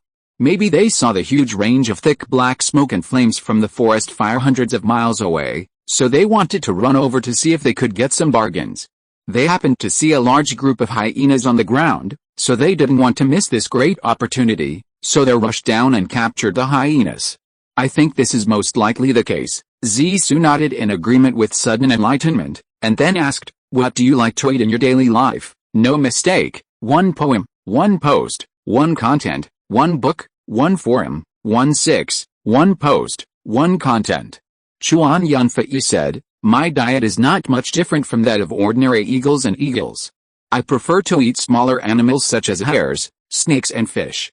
I will not prey on large animals such as jackals, bears and leopards unless I have to." Zissou smiled and said, "Then how dare you attack me?" Chuan Yunfei blushed and said awkwardly, "Wasn't I just joking with you?" Zissou sighed and said, "Okay. I don't have anything to ask." "Do you have anything else to ask me?" Chuan Yunfei thought for a while and asked, "Where did you learn such powerful kung fu?" "I am so envious." Zissou sighed deeply and said, "It's a long story." Then, he told Chuan Yunfei the general content of the story about how he practiced medicine in the past, how he was kidnapped by a bear, and then he was hijacked by the snow ape Xing Yizhao halfway to the Baeksu cave in the snow mountain, and then he was strongly injected with energy by Xing Yizhao, and was forced to practice kung fu and climb the snow mountain to collect Ganoderma lucidum. Chapter 413 Return to the Woods. Chuan Yunfei could not help but feel a lot of emotion, and at the same time he was envious of Zissou's luck. Even Zibibri, who had heard about Zissou's experience, was excited and admired Zissou again, and his eyes were full of stars when he looked at Zissou. Seeing Chuan Yunfei and Zibibri looking at him with a silly look, Zissou couldn't help but feel funny, so he stood up, patted his butt and said, "My story is over, and I'm hungry. I should go find something to eat with Zibibri." "Chuan Yunfei, are we going to say goodbye?" Chuan Yunfei seemed to have just woken up from a dream, nodded and said, "Yes, yes, you said that. I also feel hungry, and it's time to find something to eat. See you later." As soon as the voice fell, it flapped its wings and took off into the sky. In the blink of an eye, it flew into the blue sky and white clouds, and soon disappeared. It really looked like Chuan Yunfei. Zissou said to Zai Bei, "We should find a way to slide down from the top of the cliff as soon as possible, cross the grassland and go to the primeval forest in the south to find food and shelter. Otherwise, when the forest fire in the north comes, it will be too late," Zai Bei said with a worried face, "but we don't know whether the giant beast is still there under the cliff. If it is still there, we can't go down anyway." After thinking for a while, Zissou judged, "I think it has been so long, that guy must have thought that we will not go down and left long ago." Zai Bei didn't think so. She shook her head and said, "You don't always do things with if and think, right? Let's lie on the top of the cliff and look down to see if it is still there and whether it has really left." Obviously, Zai Bei's idea is very reasonable. Zissou naturally agrees, so the two of them lie on the top of the cliff honestly and look down carefully. They looked far and near, left and right for a long time, but didn't find the prairie ground sloth, as if the guy had never appeared. Now that that guy was gone, the two of them naturally felt relieved. They climbed down from the top of the cliff along the cracks of the cliff and the jagged rock scale, and walked happily towards the grassland hand in hand. But just when they were walking on the grassland and still a long distance away from the woods in the south, there was a sudden boom and a huge prairie ground sloth suddenly jumped out from the deep grass more than 10 meters to their left. Then, it looked at the two of them and laughed wildly with its mouth wide open. "Ha ha, ha ha, ha ha." Zissou and Zai Bei were immediately scared and ran away quickly, running desperately towards the woods in the south. The terrible behemoth was also chasing them without hesitation. Although its speed was not very fast, almost the same as that of an elephant, it was huge in size. When it walked, one could hear the dong dong sound on the ground, which was very scary. Unexpectedly, the giant beast that was chasing closely behind shouted loudly, "Don't run." "Why are you running?" "I just ate a prairie python, my stomach is full, and I won't eat you anymore. I just want to talk to you now." "Don't run." Zissou, who was running wildly in the front, understood what the giant sloth said, and said to Zai Bei while running, The giant beast said it won't eat us. It just ate a giant python and is full. It also said it wants to chat with us, Zybibi said disapprovingly. We must not believe its nonsense. Who knows what it is up to? You are not the worm in its stomach. In front of it, we are nothing. As long as it has a little bad idea, we will be dead. It's better to escape into the woods quickly, it's much safer. You have to know that we don't have the capital to make friends with it. If we are not careful, we will only die. As Zissou ran, he thought, what Zybibi said was not without reason. We were too weak in front of that giant beast. We had no power to fight back. Besides, there was a very fragile companion beside him, Zybibi, who needed protection. Even if he was good at kung fu, he would inevitably lose both sides in a fight. It was better to escape from this giant beast. Thinking of this, Zissou stopped talking and continued to run wildly towards the woods in the south with Zybibi. Finally, they ran into the woods, but the giant beast following closely behind, the prairie ground sloth, stopped outside the woods and stopped chasing, because this guy knew that this dense forest was his forbidden area, and the thorns and dense trees on the ground hindered the progress of his huge body. Seeing that the giant beast failed to chase into the woods, Zybibi breathed a sigh of relief, while Zissou felt a little disappointed. He felt that he had missed an opportunity to make friends with and understand the prairie ground sloth. However, in order to ensure the safety of Zybibi and himself, he had to accept this reality and regret. After entering the forest, they quickly found a big banyan tree and climbed up, camping on a larger branch to rest. This tree may be the tallest and largest banyan tree in the forest. When Zissou climbed to a position close to the crown of the tree, through the leaves, he could see thick smoke and flames in the sky in the north, and vaguely felt that it was slowly spreading to the southeast with a northwest wind. This forest fire shocked Zissou and left a deep impression on him. However, what surprised Zissou even more was that not long ago, he had had the same dream, and encountered almost the same forest fire in the dream, which made him still remember it vividly. Such a strange thing made him begin to doubt whether he now has the ability to predict the future. But he did not climb to the top of the snowy mountain, nor did he collect the Ganoderma lucidum on the cliff, nor did he eat the Ganoderma lucidum. How could he have a dream that could predict the future? Isn't this too bizarre? He thought about it over and over but still couldn't figure it out. Finally, he had to go back to the tree branch and hug the trunk. After Zybibi fell asleep, he fell asleep in a daze. The next afternoon, the weather suddenly changed. A heavy snow came unexpectedly, almost completely extinguishing the forest fire. The temperature dropped sharply, making Zissou and Zybibi, who lived in the tree, shiver with their lips turning purple and their whole bodies shivering. No mistake, one post, one content, 1619, one book, one bar. Zissou decided to find a cave to live in so as to survive this difficult winter. However, it was not easy to find a cave suitable for them to live in. Every time they finally found a cave that felt good, they found that it had been occupied by other animals, either occupied by tigers, black bears, leopards and jackals, or occupied by poisonous snakes, pythons, scorpions and large poisonous spiders. This made Zissou and Zybibi envious, jealous and sighing helplessly.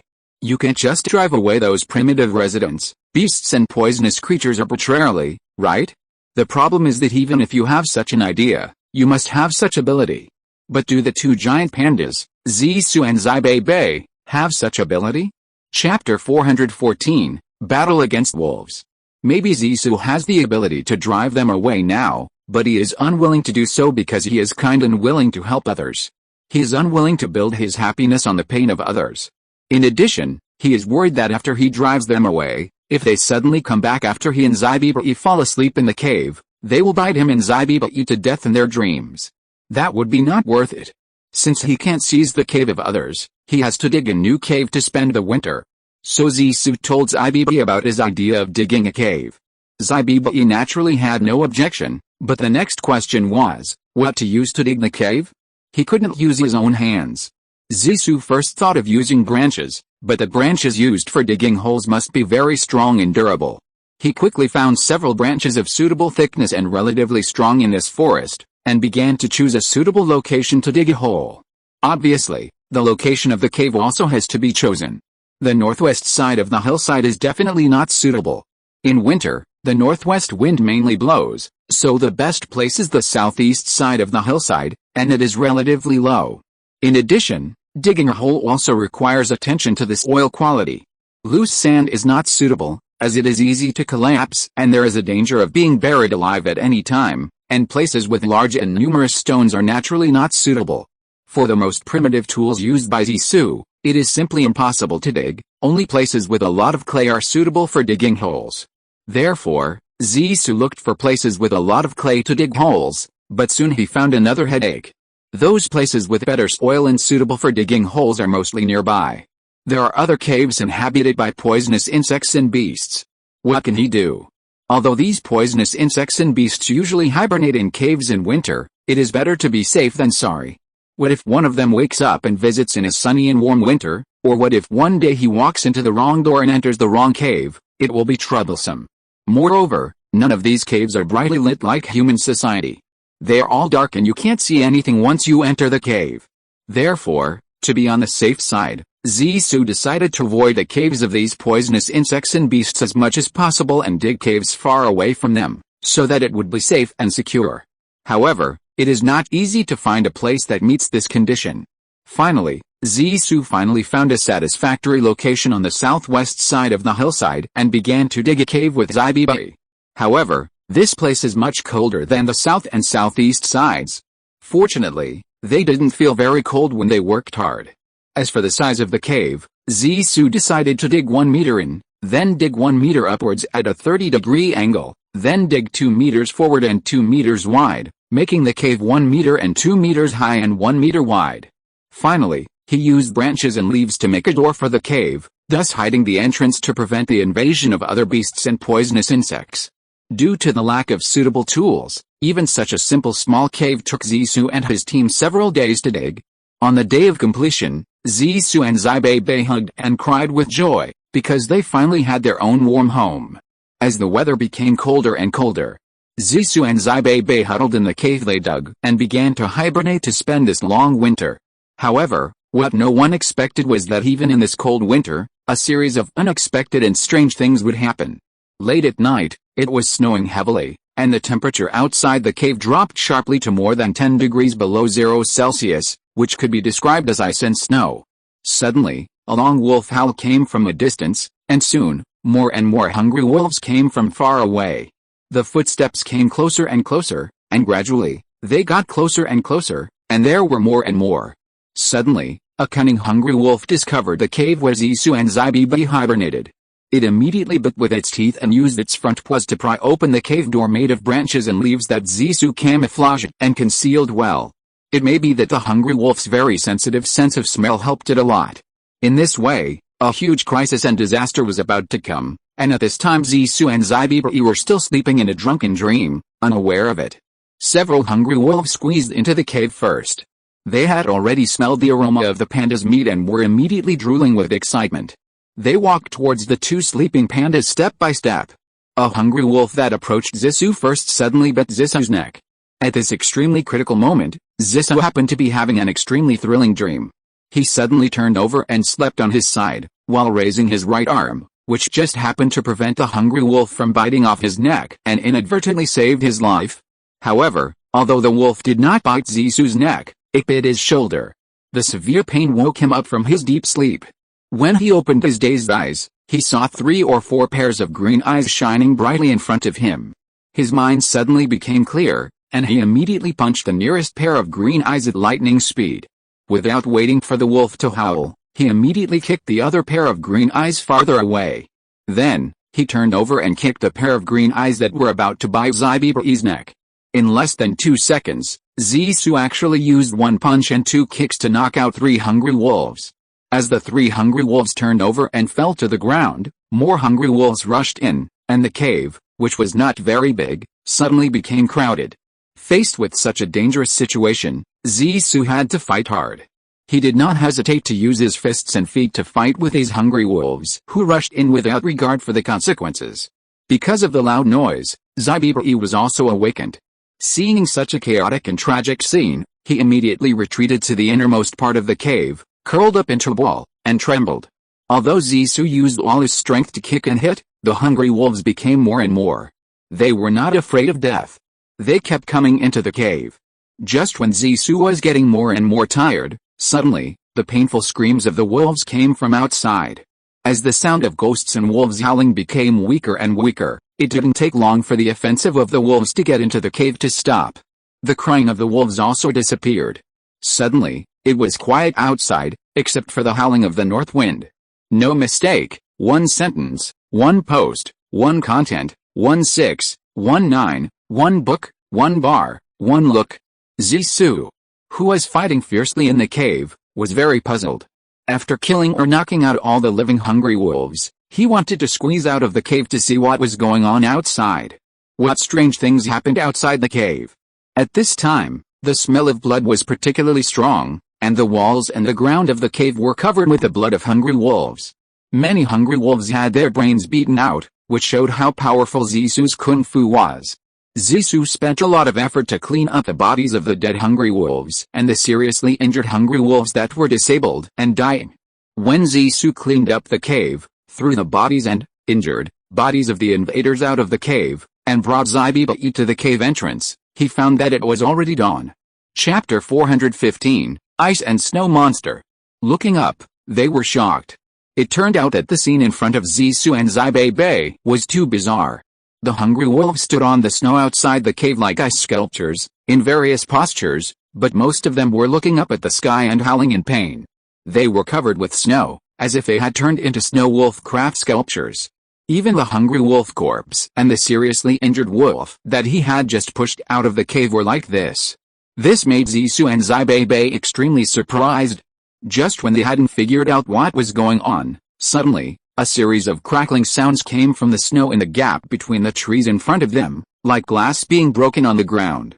At the same time, a pile of inexplicable ice and snow suddenly appeared on the open ground, but it was relatively transparent, showing a very strange ice sculpture shape, and accompanied by a very cold wind blowing towards Zissou and Zaibibai.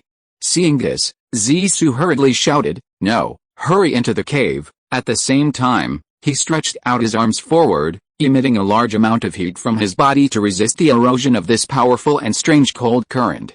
The severe and biting cold made Zissou feel as if thousands of fine needles were piercing his flesh and countless sharp knives were stabbing him. His muscles were as tight as stones. Zissou had to continuously send out energy. The hot energy moved in front of him to offset the huge cold current that was rushing over like a tidal wave. The ice and snow monster, whose name was unknown, let's call it the ice and snow monster, started a fierce battle with Zissou. You go back and forth, and I don't know how long it has been, maybe a quarter of an hour, maybe an hour, but to Zissou, it seems like a century.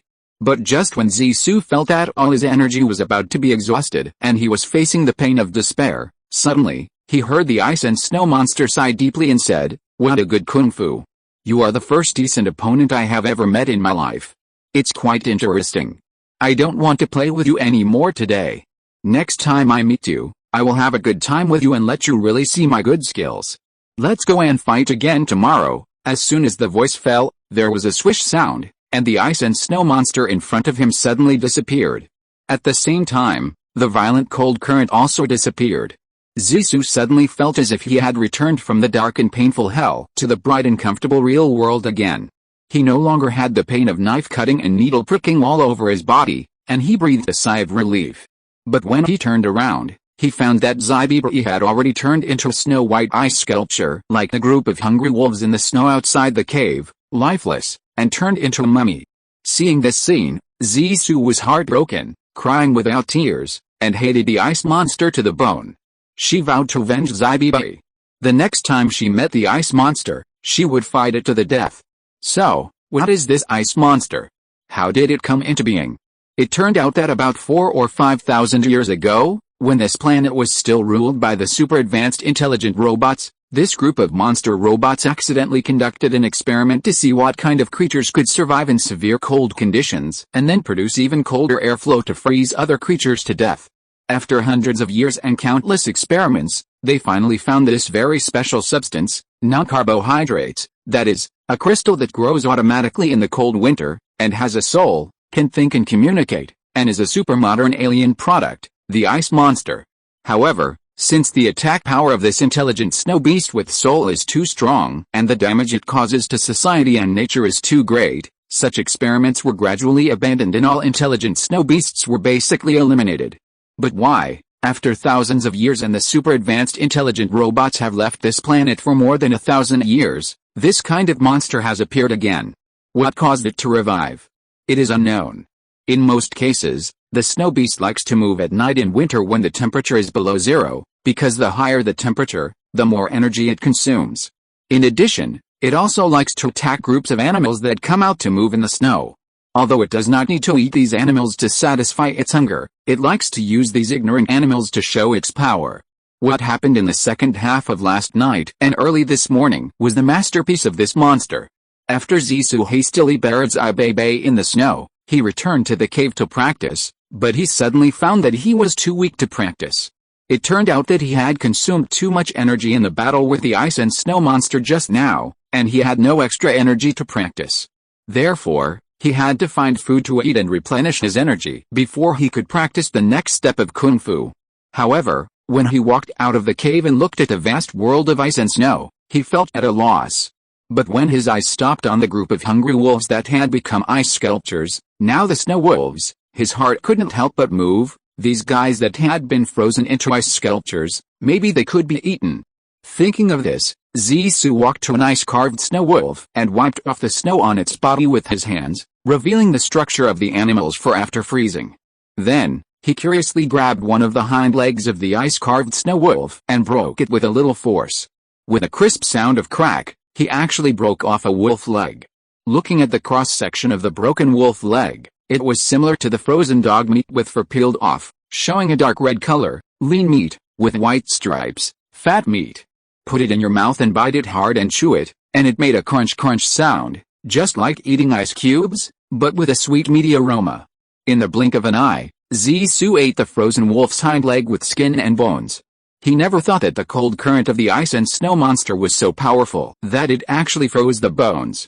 In this case, the fur, muscles and bones of the ice-carved snow wolf were equally fragile, and they broke when he put it in his mouth and bit it hard. Obviously, one wolf leg was far from enough to fill his stomach. Zissou then ate the remaining 3 legs of the ice sculpture snow wolf one after another, but he still felt only half full, so he ate a wolf head and most of the body, and then he felt almost full. Back in the cave, he felt excited all over as soon as he used his internal energy. The heat rose, filling the cave with mist. Then he continuously ejected the energy in his body from his hands. He felt warm all over, his blood flow accelerated. And his skills were slowly improving, which surprised and delighted him. No mistake, a poem, a post, a content, a book, a forum. However, he did not expect that such training would consume a lot of physical strength and energy. In less than an hour, Zissou felt hungry again. He could not help but be extremely surprised, thinking, could it be that the calories of almost a wolf were consumed so quickly? Chapter 416, First Test.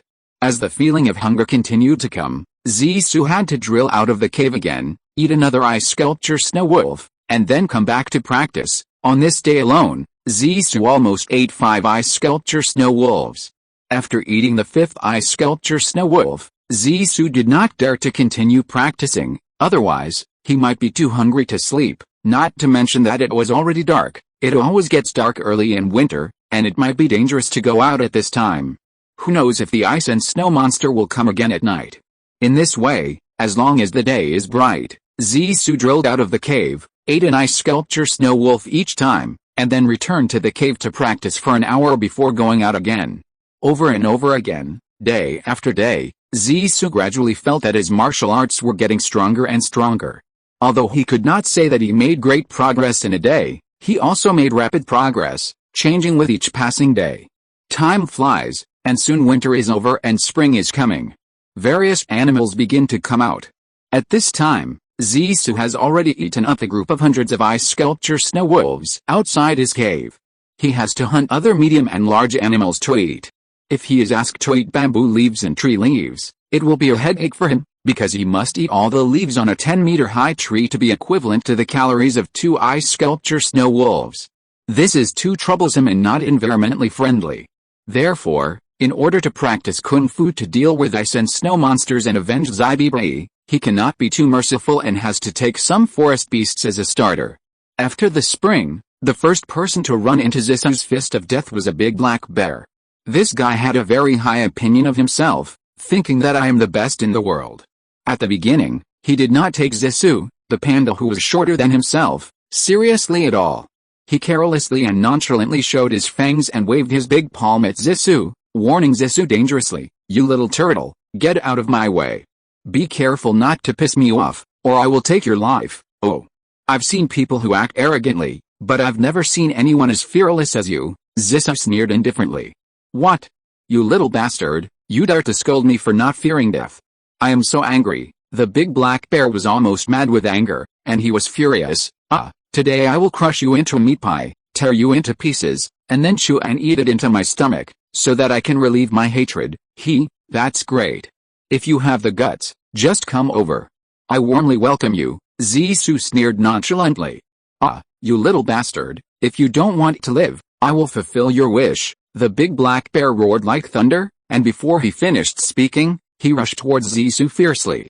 As soon as he rushed to Zisu, he opened his two big bear palms left and right, slapping Zisu's face, trying to knock Zisu to the ground, and then sit on Zisu with his big bear butt, crushing Zisu into a meat pie and killing him. But will the big black bear's wishful thinking succeed? Obviously, the answer is no. Just when the big black bear pounced in front of Zisu and was about to slap him, Zisu suddenly fell to the ground and rolled to the side. The big black bear was stunned when he saw it. "Oh, you little bastard, why are you so stupid? You fell to the ground before I could do anything? This is good. It's really easy. Anyway, you have already fallen to the ground by yourself, I might as well sit on you. If you are crushed to death by me, please don't turn into a ghost and trouble me after death. You are asking for death." Thinking of this, the big black bear saw the position where Zisu was lying on the ground, and sat down on Zisu without thinking twice. Who knew that Zisu used the enemy luring strategy this time, deliberately luring the big black bear to sit? Just when the big black bear turned around and aimed its big butt at him, he suddenly rolled to the side to avoid the crushing of the bear's butt, and at the moment before rolling away, he placed a sharp three-pointed stone of medium size on the ground. The big bear sat down hard and screamed in pain. "Oh my god. It hurts so much? You little bastard, when did you turn into a pile of sharp pebbles? Are you a monster?" Suddenly, he heard Zisu's laughter. The big bear turned his head and found that Zisu was sitting 2 meters away from him, looking at him and laughing. The big black bear was furious and immediately got up, ready to pounce on Zisu again. This time, Zisu did not intend to play the cat and mouse game with the big black bear anymore. He suddenly stood up with a somersault and kicked the big black bear, who had just climbed up, hard on the chest. This kick was more than 1,000 pounds of force. Almost all of Zisu's body strength was gathered. Just this one kick made the big black bear feel that his chest was torn apart by a huge force. Under the severe pain, a huge fear of the passing of life suddenly hit the big black bear's mind. His eyes turned black, and he flew backwards 5 or 6 meters. With a plop, he fell to the ground with his forelegs up in the air, bleeding from all 7 orifices, and soon died. Then, how to eat this big black bear became a difficult problem for Zisu. After all, he had never eaten such a big beast raw. Even eating the group of ice-carved snow wolves in winter was not comparable to this time. First, the size of the wolf was much smaller than this big black bear. Second, eating the wolf that time was like eating ice cubes or popsicles, while this time he had to eat the bloody raw meat of a freshly dead animal. There is a first time for everything, and you will get used to it. Sure enough, after Zisu ate the 2 big bear legs, he felt a little sweet in his mouth. Although there was still a very strong smell of blood, he was used to it. At this time, he felt very full. After all, this big bear was not small in weight, equivalent to the weight of 7 or 8 hungry wolves, and the 2 big bear legs completely exceeded the weight of a hungry wolf. After eating, Zisu sat on the spot and began to practice. He planned to practice on the spot within 2 days, while consuming this big black bear, to improve his skills. Unexpectedly, the corpse of the black bear eaten by Shisu attracted the covetousness of a group of hyenas on the ground and a group of crows in the sky. The hyenas walked around patiently, unwilling to leave, and Shisu couldn't drive them away. The crows kept circling in the sky or perched on nearby branches and watched, which made Shisu unable to get rid of them. Just when Zisu was feeling troubled, a black bear suddenly rushed in and screamed loudly, "Oh my god! Woo woo woo, Who the hell is so bold as to kill my master? I want revenge on him. After Zissou finished her work, she stood up and looked at the black bear with disdain and said, "He was the one who hit me first and wanted to kill me. I had to fight back and killed him by mistake. After killing him, I suddenly felt hungry. Then I saw some bear meat on the ground, so I tore off 2 thighs and ate them. I found that the bear paw tasted good. It is indeed the most delicious food in the world. Do you want to have one too?" Chapter 417 Fat Black Mother Bear. The black bear was so angry that her eyes were wide open and she glared at Zissou fiercely, cursing angrily, "I didn't expect that it was you, a little bastard, who dared to be an enemy of our big black bears. You really don't know how high the sky is and how deep the earth is. Today, I will send you, a bastard who doesn't know how to live or die, to hell." As soon as she finished speaking, she rushed over without caring about anything, and pounced on Zissou like a bulldozer. Unexpectedly, Zissou deliberately said, "Oh, I'm so scared. If we can't afford to offend you, can't we hide?" After that, she played a game of hide-and-seek with a black bear in this not very big forest, and circled around with her. However, the black bear was too fat, and before she followed Zissou around for a few laps in the forest, she was exhausted, out of breath, and couldn't catch her breath. The black bear, unable to catch up with Zissou, had to run behind him, cursing, "Little turtle, stop right there. Listen carefully, you have committed a heinous crime now. If you stop right there and let me slap you to death with my paw, I will not settle accounts with your whole family. Otherwise, I will kill your whole family. If I don't tell you, how do you know where I live? You are not a god," Zissou said mockingly.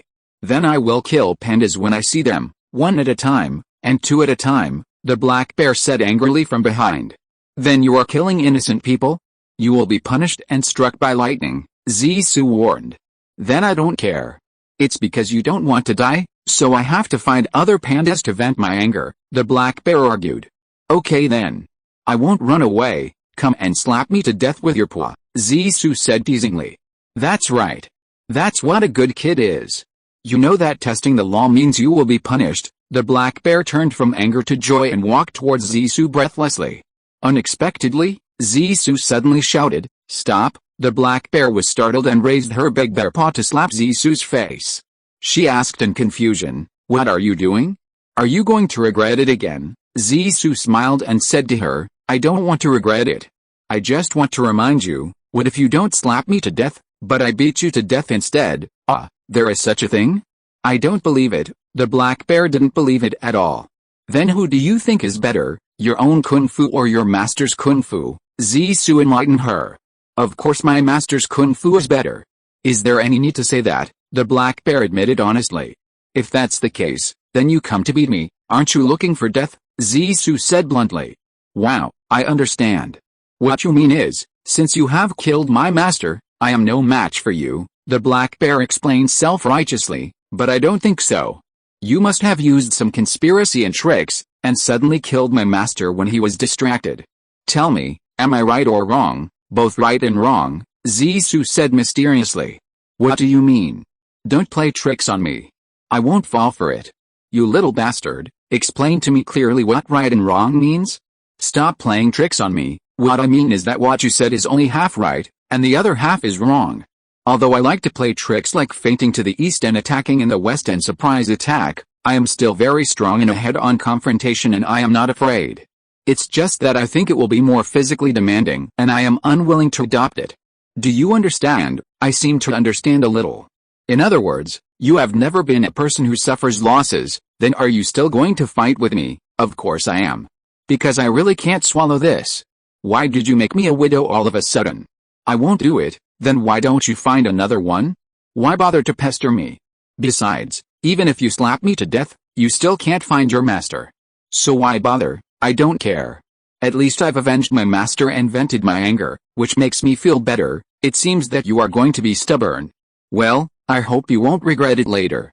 Now you can clap your paws." As soon as the voice fell, Zissou actually closed his eyes, waiting for the black mother bear to raise her paws and slap him on the face.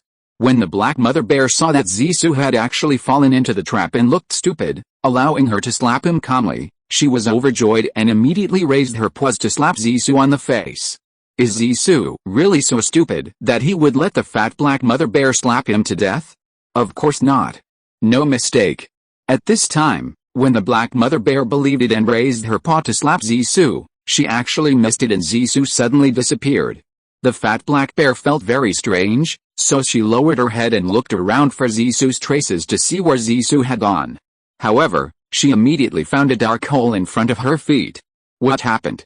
It turned out that before the black bear raised its big bear paw like a palm leaf fan to slap Zissou's face, although Zissou pretended to close his eyes, he cunningly left a tiny gap to observe the other party's actions. Just before the black bear's big bear paw was about to hit his face, he quickly stepped back half a step and squatted down quickly. However, he never expected that this would make him fall into a dark hole. The hole was unexpectedly deep. Zissou turned backwards several times in the air before landing. Fortunately, he landed on his feet and did not die, but he almost fainted. It took him a while to wake up. At this time, he looked up again. Wow, what a deep hole, if not 10 meters, at least 8 or 9 meters. Now it was difficult to climb up. What should I do? But when Zissou was in great distress, he suddenly felt a cold wind blowing from behind him. He turned around and found a cave entrance on the side wall. He looked into the cave and saw that it was pitch black and he couldn't see anything, but it was still a way out. There is always a way out. I just walked along the side hole under the cave, maybe I could get out. For Zissou, this was not the first time he had such an experience. When he fell into the cave in the snowy plateau due to an avalanche, he finally walked out of the underground river. Maybe there would be a miracle this time. Who knows? With a firm belief that he could get out, Zissou moved forward slowly in the dark, carefully paying attention to the situation under his feet. Although he couldn't see, couldn't he rely on his feelings? Don't blind people have to live too? Oh. I almost forgot that there is a big blind female bear above the cave. If she accidentally falls down from above, and two blind bears stay together in this dark cave, it will be a real show. Chapter 418 Green-Eyed Bat. Thinking of this, Zissou couldn't help but smile bitterly. Walking slowly forward along this cave, after turning a few corners, suddenly, a green light like a ghost fire appeared on the top of the cave in front. Looking carefully, it turned out to be a pair of green and shining eyes, looking at Zissou with horror, which frightened Zissou so much that he had to stop moving forward. This group of ghost fire-like eyes confronted Zissou, and neither side had the intention to attack first for the time being. The other side was very shocked and highly alert to the sudden appearance of a land animal, a panda in the cave, and Zissou was also speculating what kind of monster the other side was. Through careful observation, Zissou concluded that these green-eyed monsters were most likely some kind of big bats, and this cave was their habitat. This time, it was a bit troublesome. If so many big bats swarmed over and attacked him, could he resist? Just when Zissou was in a dilemma, suddenly, as if the camp was blown up, there was a sound of puff, puff, and a large group of green-eyed monster bats flapped their wings and swooped down on Zissou. He never expected that this group of big bats would suddenly attack him so quickly, just to give him a head start. Faced with this sudden attack, Zissou took a very unexpected action in a hurry. He leaned back and lay on the ground. At the same time, he clasped his hands together to cover his face to prevent himself from being caught by this group of vicious big bats. Obviously, the monster bats did not expect Zissou to do this. After missing the first attack, they were not willing to fail, but flew to the top wall of the cave behind Zissou, hanging their bodies, still staring at Zissou with a pair of green eyes, ready to attack again. Zissou, who was lying on the ground, gently raised her arm that was covering her face, revealing a gap, and stole a glance at the cave ceiling. She found that the cunning monster bats did not run away, but landed on the cave ceiling above her head, trying to launch an effective attack on her again. It seems that this is a group of difficult guys, and she has to think of an unexpected way to get rid of or defeat them. However, Zissou lay on the ground, thinking hard for a long time, but she couldn't think of a more reliable way. Time passed by minute, and Zissou became more and more anxious. Let's say that the fat black mother bear who stayed outside the cave entrance estimated that Zissou fell into the cave. After a while, she became anxious. "You little turtle calf, you actually hid in the cave," I said. "Why did you let me shit you so openly? It turns out that you have already found a way out. At the critical moment when I was about to shit you to death, you were as smooth as a loach and hid in the cave. What a good trick. Do you think I don't know your trick of escaping from the cave? Humph. Dream on. Since you dare to hide in the cave, I dare to pull you out of the cave. Just watch me, I'm coming down." Thinking of this, she didn't hesitate anymore, closed her eyes, and jumped into the dark cave entrance with gritted teeth. With a muffled sound of plop, the black mother bear jumped into the bottom of the cave, which was more than 10 meters deep. A scream of ouch echoed at the bottom of the cave. She also landed on her feet, but she didn't roll on the ground like Zissou, so she was seriously injured. Fortunately, the fat black mother bear had thick skin and flesh. Although she sat on the ground immediately afterwards, she didn't faint on the ground. After a rest, the black mother bear was able to stand up by holding the wall of the cave. Soon she also found the horizontally extending cave that Zissou walked through. She also endured the pain of the fall, gritted her teeth, and limped towards the depths of the cave. As you can imagine, this blind female bear, like the panda Zissou, could not see anything in this dark cave, so she was very angry and regretted that she should not have jumped into the cave with Zissou in a willful and impulsive manner. In this dark cave, there was nothing but dead silence, which made her complain bitterly. So she walked forward with 1 foot deep and 1 foot shallow, while cursing Zissou, even cursing his ancestors. Who would have thought that it would be better if she did not curse? This curse made Zissou, who was lying on the ground at a loss, very happy. That's great, reinforcements have come. When the black bear was about to approach the position where Zissou was lying on the ground, the group of monster bats thought that Zissou had come to help, so they launched a sudden attack on the stupid black bear without any hesitation, and swarmed towards her. Facing a group of green-eyed monsters with wings that suddenly pounced on her, the black bear fainted immediately. Taking advantage of this once-in-a-lifetime opportunity, Zissou whooshed and quickly got up from the ground and ran forward desperately. Although the cave was still as dark as before, Zissou's vision in the dark was greatly improved through practice. Now he is used to seeing things in the dark cave, and can vaguely see things in the dark, or in other words, he has half of the night vision. In this way, Zissou relied on his half-night vision to run forward, and suddenly he was tripped by something soft and tough like cloth. He looked down carefully, and my goodness, a big spider web thread actually tripped him. From this, we can see how big the spider that wove this huge spider web must be. He raised his head and looked at the top of the cave in front of him. Sure enough, a green-eyed spider as big as a big iron pot was lying on the top wall of the cave 2 or 3 meters away from him, staring at him with 2 big green eyes with ill intentions. Zissou couldn't help but take a breath of cold air, thinking, if this guy uses spider silk to tie me up tightly later, he will poison me, pierce me with poison needles. This method is very terrible, because when the spider injects paralytic toxins into the prey, it will also inject a digestive fluid to melt the prey alive for it to suck. Now I must take action immediately, and I must not let it tie my hands and feet. But just when Zissou was about to make a move, the other party suddenly made a move first and continuously spit out very sticky spider silk at Zissou. In a blink of an eye, Zissou's whole body was covered with spider silk, which tied Zissou more and more tightly. Seeing that the green-eyed big spider in front of him was eyeing him covetously, he was about to launch the final fatal attack on him, injecting poison. No mistake. Seeing more and more spider silk all over his body, Zissou, who was anxious and sweating, suddenly had a flash of inspiration and calmed down immediately. Zissou calmly closed his eyes and began to use his mind to send out continuous waves of energy from his gentian to impact the spider silk outside his fur, making these spider silks weak and crisp. Then he used all his strength to swing his arms and legs forward, backward, left and right. After a while, the spider silk on his body was torn to pieces, thus crushing the vicious conspiracy of the green-eyed big spider. If you're listening to this novel on a channel other than Fanfic World, it means they downloaded and uploaded it without effort.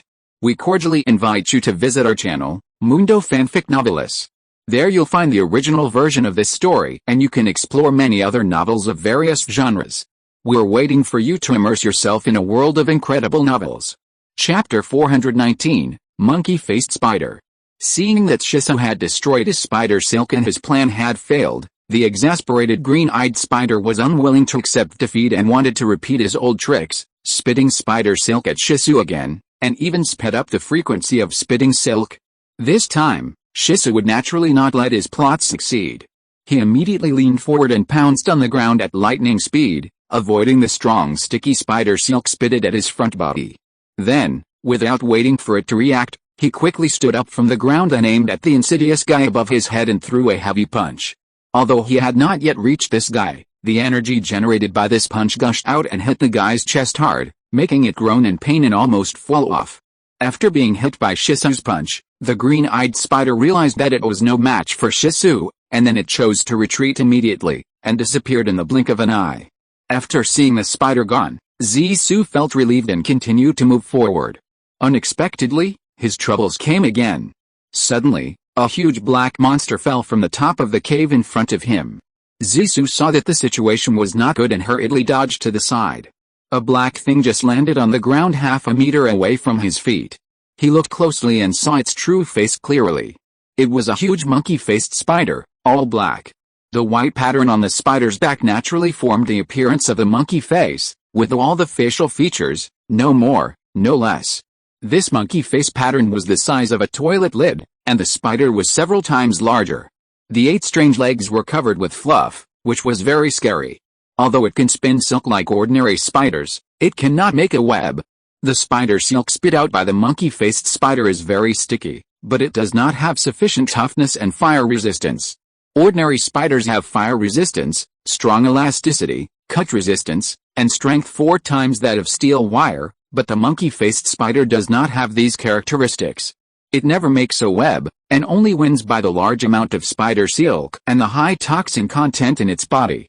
The monkey-faced spider has a poison sac in its lower jaw, which stores a large amount of toxins. Once it catches prey with spider silk, it will immediately inject toxins. The most terrifying thing is that after the animal is poisoned by this toxin, only the muscles are stiff and unable to move, but the consciousness can still remain awake, including the feeling of pain. This is really too cruel. What's more terrifying is that when the spider injects paralysis toxins into the prey, it will also inject a digestive fluid at the same time, so that the prey will be melted alive for it to inhale. This is simply intolerable to Shisu. The memory of what just happened flashed through Shisu's mind like lightning. At this time, he was only half a meter away from the huge monkey-faced spider. Such a close distance gave Shisu the advantage of strike first. This time he did not wait for the monkey-faced spider that had just fallen to make any move. He immediately stretched out his right foot and stepped hard on the guy's back, using all his strength to crush it with his foot. However, the guy was struggling to death and actually wanted to use his 8 strange legs to scratch Shisu's left foot. When Shisu saw this, he simply stepped on the guy's back with his left foot. Now Shisu's whole body was standing on the guy's back. Not only that, Shisu also jumped hard on his back, making it unable to bear it. As Shisu continued to jump, within a few minutes, the guy rolled his eyes and died. After eliminating the scourge, Shisu continued to walk forward. As he walked, he suddenly felt his legs tighten, and then he lost his balance and was pulled to the ground. Obviously, he did not notice that he was tripped by the spider silk spit out in the dark. Then Zisu felt that he was being dragged by a huge force, and the other party seemed to want to pull him into the depths of the cave. He tried desperately to get up from the ground, but because his body was constantly being dragged, he struggled several times and failed to do so. He looked down and found that his legs were wrapped in spider silk as thick as his arm. The monkey-faced spider that he had just stepped on to death could not spit out such thick spider silk. Could there be a bigger monkey-faced spider in the cave? My goodness, how big a spider would that be? Thinking of this, Zisu couldn't help but shudder, so he struggled even more desperately, trying to break the spider silk wrapped around his legs with his hands. Unexpectedly, as soon as he raised his head, the cave became lower, and he bumped into a hanging stone, almost breaking his nose, causing a long nosebleed. He was in so much pain that he gasped, but the more anxious he was, the more he couldn't think of a solution. Zisu was dragged a long way in the winding cave, and the fur on his back was all scratched, and his body was covered with blood stains. He was terrified, worried that he would be captured by the monkey-faced Spider King and taken back to its lair, paralyzed with toxins, and then stored for 3 to 5 days before being slowly enjoyed by it. When he thought of that miserable situation, a chill rushed straight to Zisu's head, and he was afraid and confused.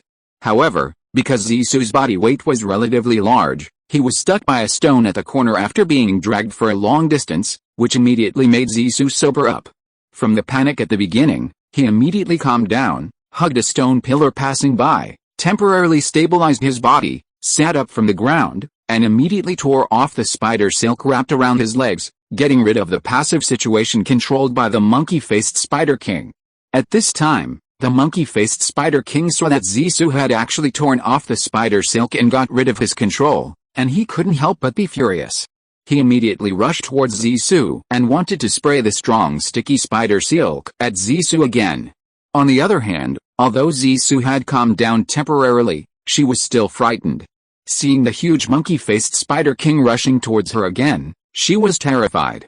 Of the 36 strategies, running away is the best one. If I can't afford to offend him, can't I just hide from him?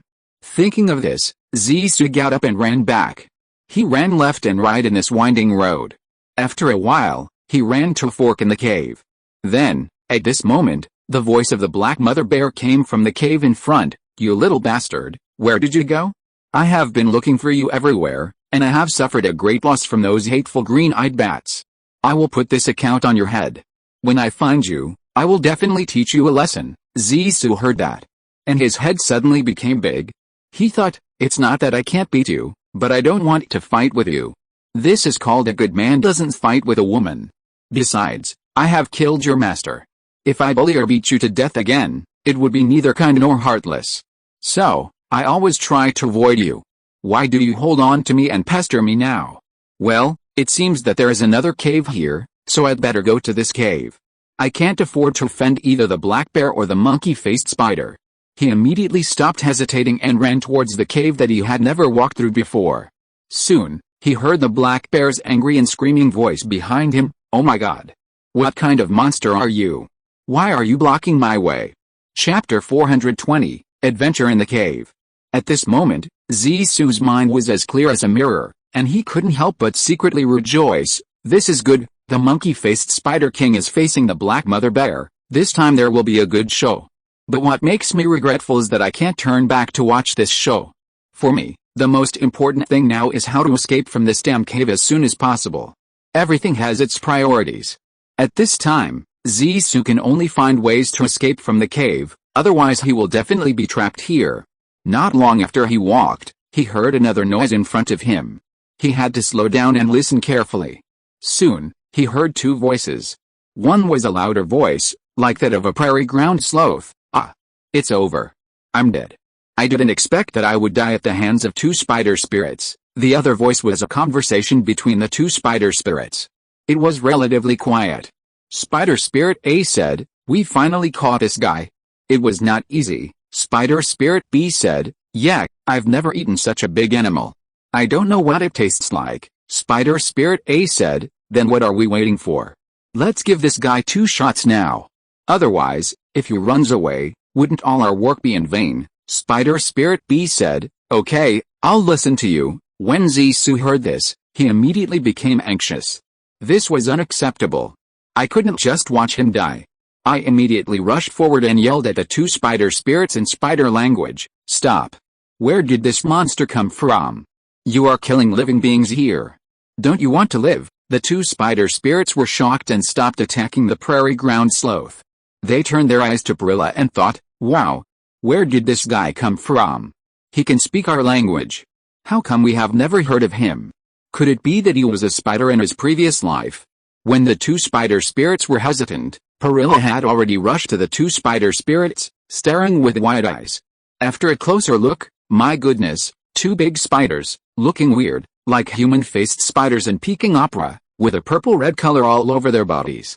The colorful patterns on the backs of these 2 spiders naturally formed the face of a Peking opera female face. The appearance was very realistic. If you didn't look carefully, you would think that a Peking opera female face was acting here. The colorful patterns on this female face were the same size as the wash basin, and the size of the spider was several times larger. The 8 strange legs were covered with purple-red fluff. In fact, they are a kind of highly evolved and intelligent giant female spiders. It is not an exaggeration to say that they are spider spirits. At this time, the 2 spider spirits saw Zissou trying to stop them from committing crimes and asked in confusion, "Hey, where did you come from, monster? Since you understand the language of us spiders and can speak our spider language, it means that you are a spider's friend.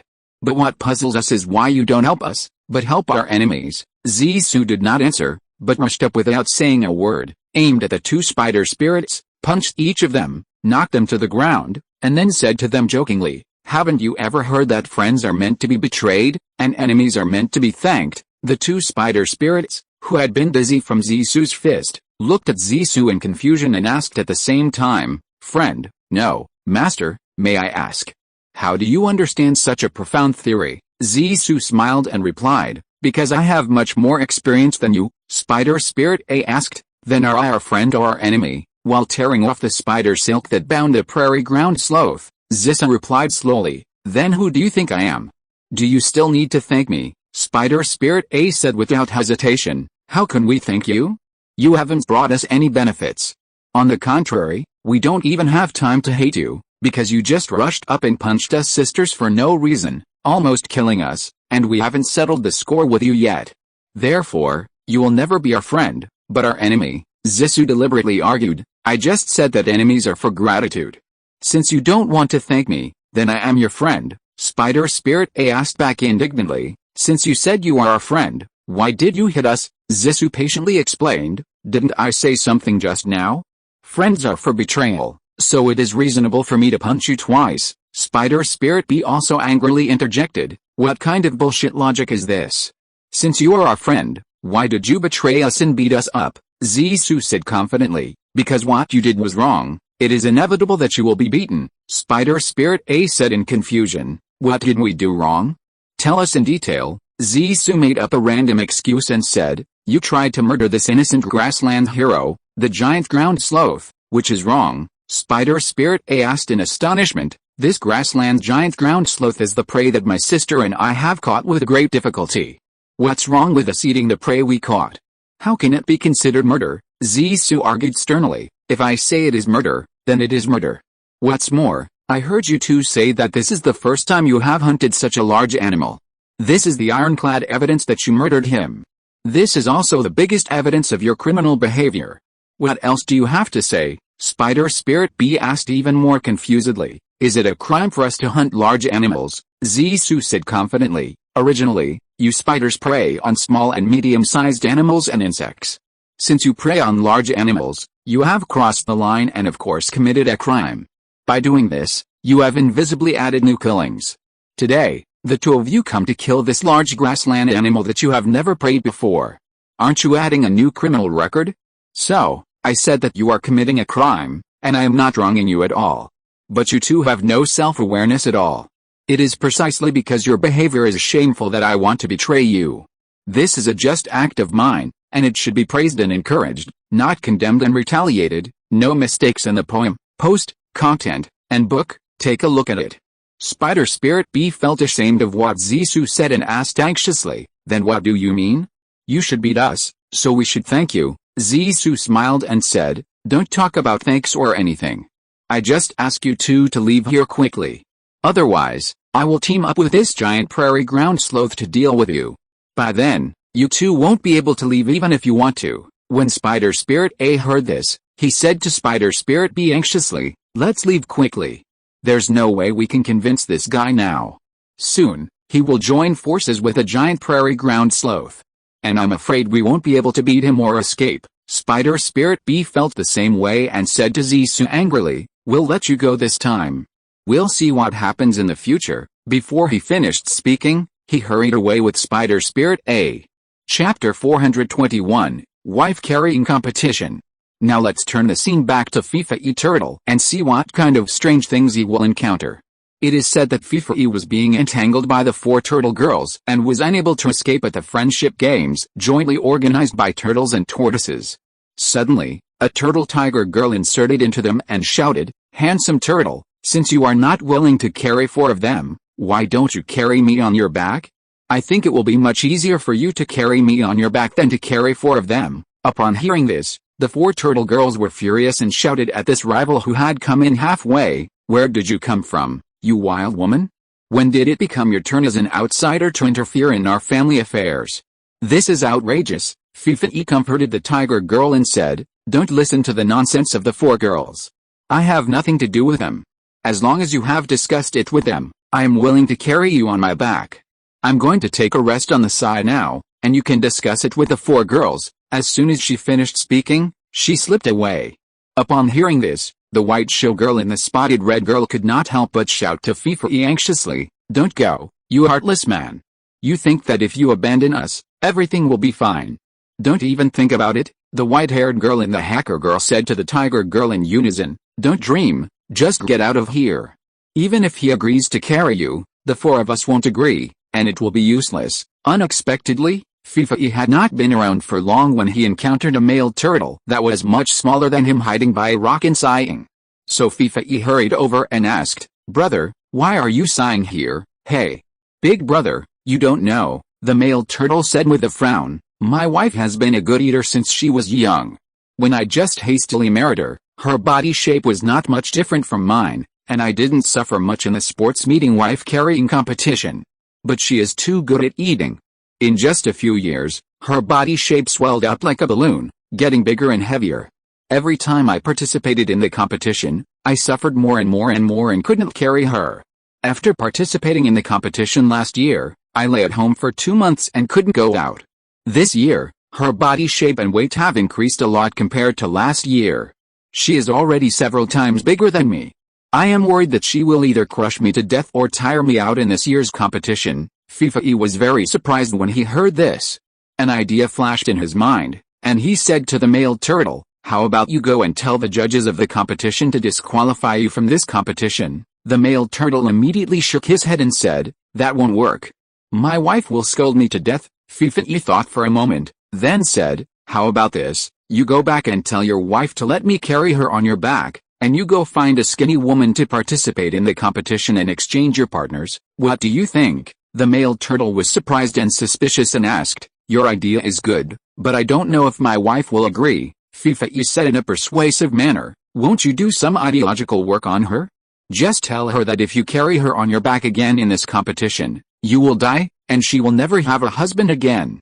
You have to let her know the serious consequences of doing so, and at the same time you can also tell her that changing her partner to carry her is also a new challenge and a refreshing and exciting thing for her, which will make her life feel colorful." The male turtle was finally tempted. "If my wife agrees to your request, where can I find a new partner then?" Feifei said generously, "This is easy to do. I know a lot of girls, and I can help you with this easily." The male turtle jumped up with joy. "That's great. I'll go tell my wife right now. After this is done, I must thank you very much." As soon as he finished speaking, he ran home happily to discuss the competition with his wife. Before he even entered the house, the male turtle shouted, "Good news, I'm finally free." His wife, the big fat woman turtle, stared at him in confusion with a pair of small green bean eyes, and asked puzzledly, "What bullshit good news? Look how happy you are, and you're still talking about liberation or not? Do you think I've been oppressing you all day long? Tell the truth quickly. If you hide anything, I'll skin you alive." "My dear wife, no, it's the old Buddha. I dare not rebel against you, but I'm lucky today. I met a big fool who is willing to carry you on my back to participate in the competition. Don't you think this is a good thing?" "Good news," the male turtle hurriedly praised himself. "Ah, you little jerk, you actually dared to betray me, selling me so you can count the money? I'll teach you a lesson," the big fat woman turtle said viciously. "It's unfair, old Buddha. I swear to heaven and earth, I dare not betray you. I will always be your loyal servant. If I tell a lie, I will be struck by lightning." Unexpectedly, the male turtle swore to the sky for this matter, and said it with full confidence. "I don't think you have the guts. Tell me the truth. What's going on?" the big fat woman asked impatiently. "The thing is, today I accidentally met a handsome guy. That guy is tall and mighty, suave, handsome, and has extraordinary conversation. I am deeply impressed by him. If I were a lady, I would definitely fall in love with him hopelessly," the male turtle boasted loudly. "Is he really as good as you say? I don't believe it. What happened later? Tell me," the big fat woman said with a false heart. "I can't believe it myself. This guy is not only good looking, but also kind-hearted. When he heard that I was old and weak, and had to carry you, the old lady, to participate in the wife-carrying competition every year, he immediately expressed his sympathy for me and decided to participate in the competition on my behalf. However, I politely refused. I said, how could I lend my wife to a wild man outside? I am a gentleman with principles and positions. I will never do such a despicable thing, lending my beloved wife to a wild man to carry, even though this wild man is a handsome man, and even a chivalrous man with both talent and beauty. Madam, no, old lady, do you think I did the right thing or the wrong thing? The cunning male turtle actually used the strategy of retreat to advance and pretended to please the fat woman to test her attitude. This. Of course I know you did the right thing, but, in fact, that handsome guy also has good intentions, and we don't have to let him down. After all, there are very few people like him who are willing to help others nowadays. And I'm afraid you'll be hard to find even if you look for a lantern. The fat woman was a little moved by the handsome guy mentioned by the male turtle, so she began to justify herself. Then, old Buddha, what you mean is that if you let this boy carry you to participate in the competition instead of me, it won't be considered as selling you and counting money for you, the male turtle further said tentatively. Chapter 422, Persuasion. Hey, you fool, it's my honor to let this chivalrous man, who is talented, handsome and kind-hearted, carry me on his back. You should be relieved. How can you be considered as selling me and asking you to count the money? It should be more like we are paying this handsome man, the fat woman said confidently. So what you mean is that if you are handed over to an old man who looks ugly, lame and blind, then it is considered as selling you, the male turtle said deliberately. Of course, such a simple truth. Do you still need to ask, silly? The fat woman said with a smile. I understand. Then I will go to the handsome man now and tell him that you agreed to his help. As soon as the voice fell, the male turtle ran out of the house excitedly. At this time, Feifei was wandering around, looking idle and carefree, leisurely enjoying the natural scenery along the way. Not long after, the male turtle came to Feifei again with an expression of uncontrollable joy on his face. He smiled and said to Feifei, Brother, my good brother, my dear brother, the good idea you came up with was finally accepted by my wife. Now it's your turn to find a competition partner for me. Feifei nodded slightly and said, then come with me. After that, he brought the male turtle to find the 4 turtle girls. After meeting the 4 turtle girls, Feifei first said calmly, have you 4 made up your mind now? The 4 turtle girls were a little confused when they heard it, so they answered in unison without thinking, we have made up our minds. We only want you to carry us to participate in the competition. Even if we draw lots, we have to draw from among the 4 of us sisters. This is the fundamental principle of the 4 of us sisters and cannot be changed. This is also the unanimous opinion of all of us. You won't object, right? Feifei said without hesitation. When did I say I object? Of course I will follow your opinions. Yeah, we finally won. Great, the 4 turtle girls cheered and hugged each other and cried. Stop. I say, don't be too happy too soon. I have conditions. If you don't agree to my conditions, then everything I said just now will be invalid. Feifei saw that the 4 turtle girls were too excited, and hurriedly poured a large basin of cold water on them. There are conditions? I was wondering, why did the sun suddenly rise from the west, and why did you suddenly become so kind? So you need something from us. Do you want to make a deal with us 4 sisters? Just tell me, as long as you don't exceed our bottom line, we will try our best to meet your requirements, the white-haired girl said calmly. Feifei swallowed her breath and said calmly, in fact, my request is simple, clear, fair and reasonable. As long as you agree to me, you will not suffer any loss, and you can also achieve mutual benefit and win-win results. Unexpectedly, the white-haired girl became impatient. If you have anything to say, please say it quickly, don't be like a woman, dithering. The other 3 girls also echoed in unison, yes, if you have something to say it quickly. It's not a bad idea that you are too embarrassed to say, right? Feifei no longer hesitated and slowly said, then I'll tell you. This is the thing. You see, the gentleman I brought you is actually a very pitiful guy. Why do I say that? Because his wife is several times heavier and bigger than him, but he is a model husband. Every year he has to carry his wife on his back like carrying a mountain to participate in the STEM wife carrying competition. Last year he was almost crushed to death by his wife, and this year his wife is even heavier than last year, so he can't carry her anymore. So, I felt sorry for him and decided to carry his fat wife on his behalf to participate in the competition, and you 4 can choose the lightest one to participate in the competition on his behalf. It's that simple. Do you think it's fair and reasonable? Unexpectedly, the hacker girl immediately jumped out to express his objection. What do you mean by fair and reasonable? I don't think it's reasonable at all. You are treating us as commodities for trading. I strongly oppose it. The white-haired girl also said, I don't agree either. This is too bullying. You don't take the four of us seriously at all, the red-spotted girl echoed. Yes. That's not what we do. What the hell is this?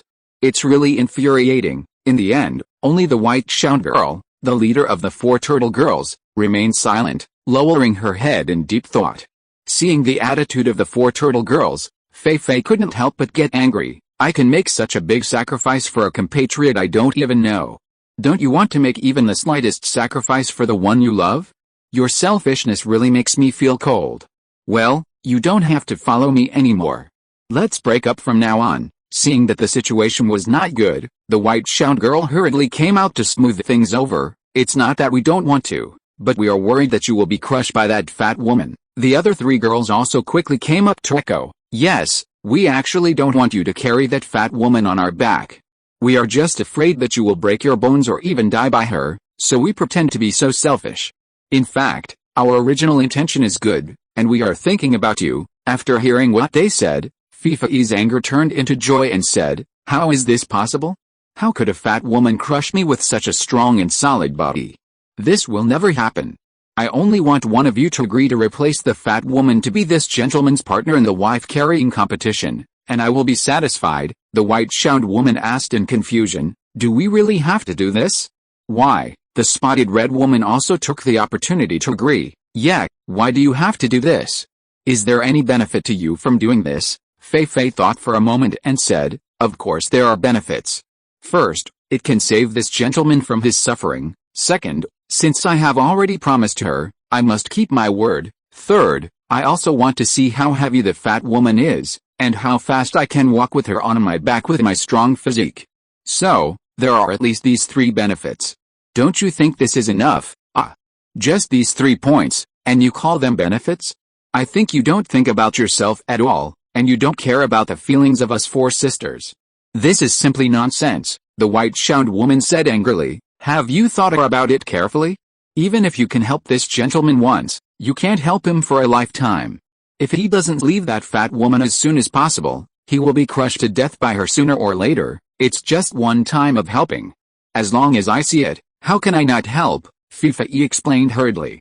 As for whether this gentleman is willing to leave his wife, that is their family affair. We can't interfere. As the saying goes, it is better to destroy 10 temples than to break up a marriage. That's the truth. Do you understand? Hey, since you insist on helping this gentleman once, then help him.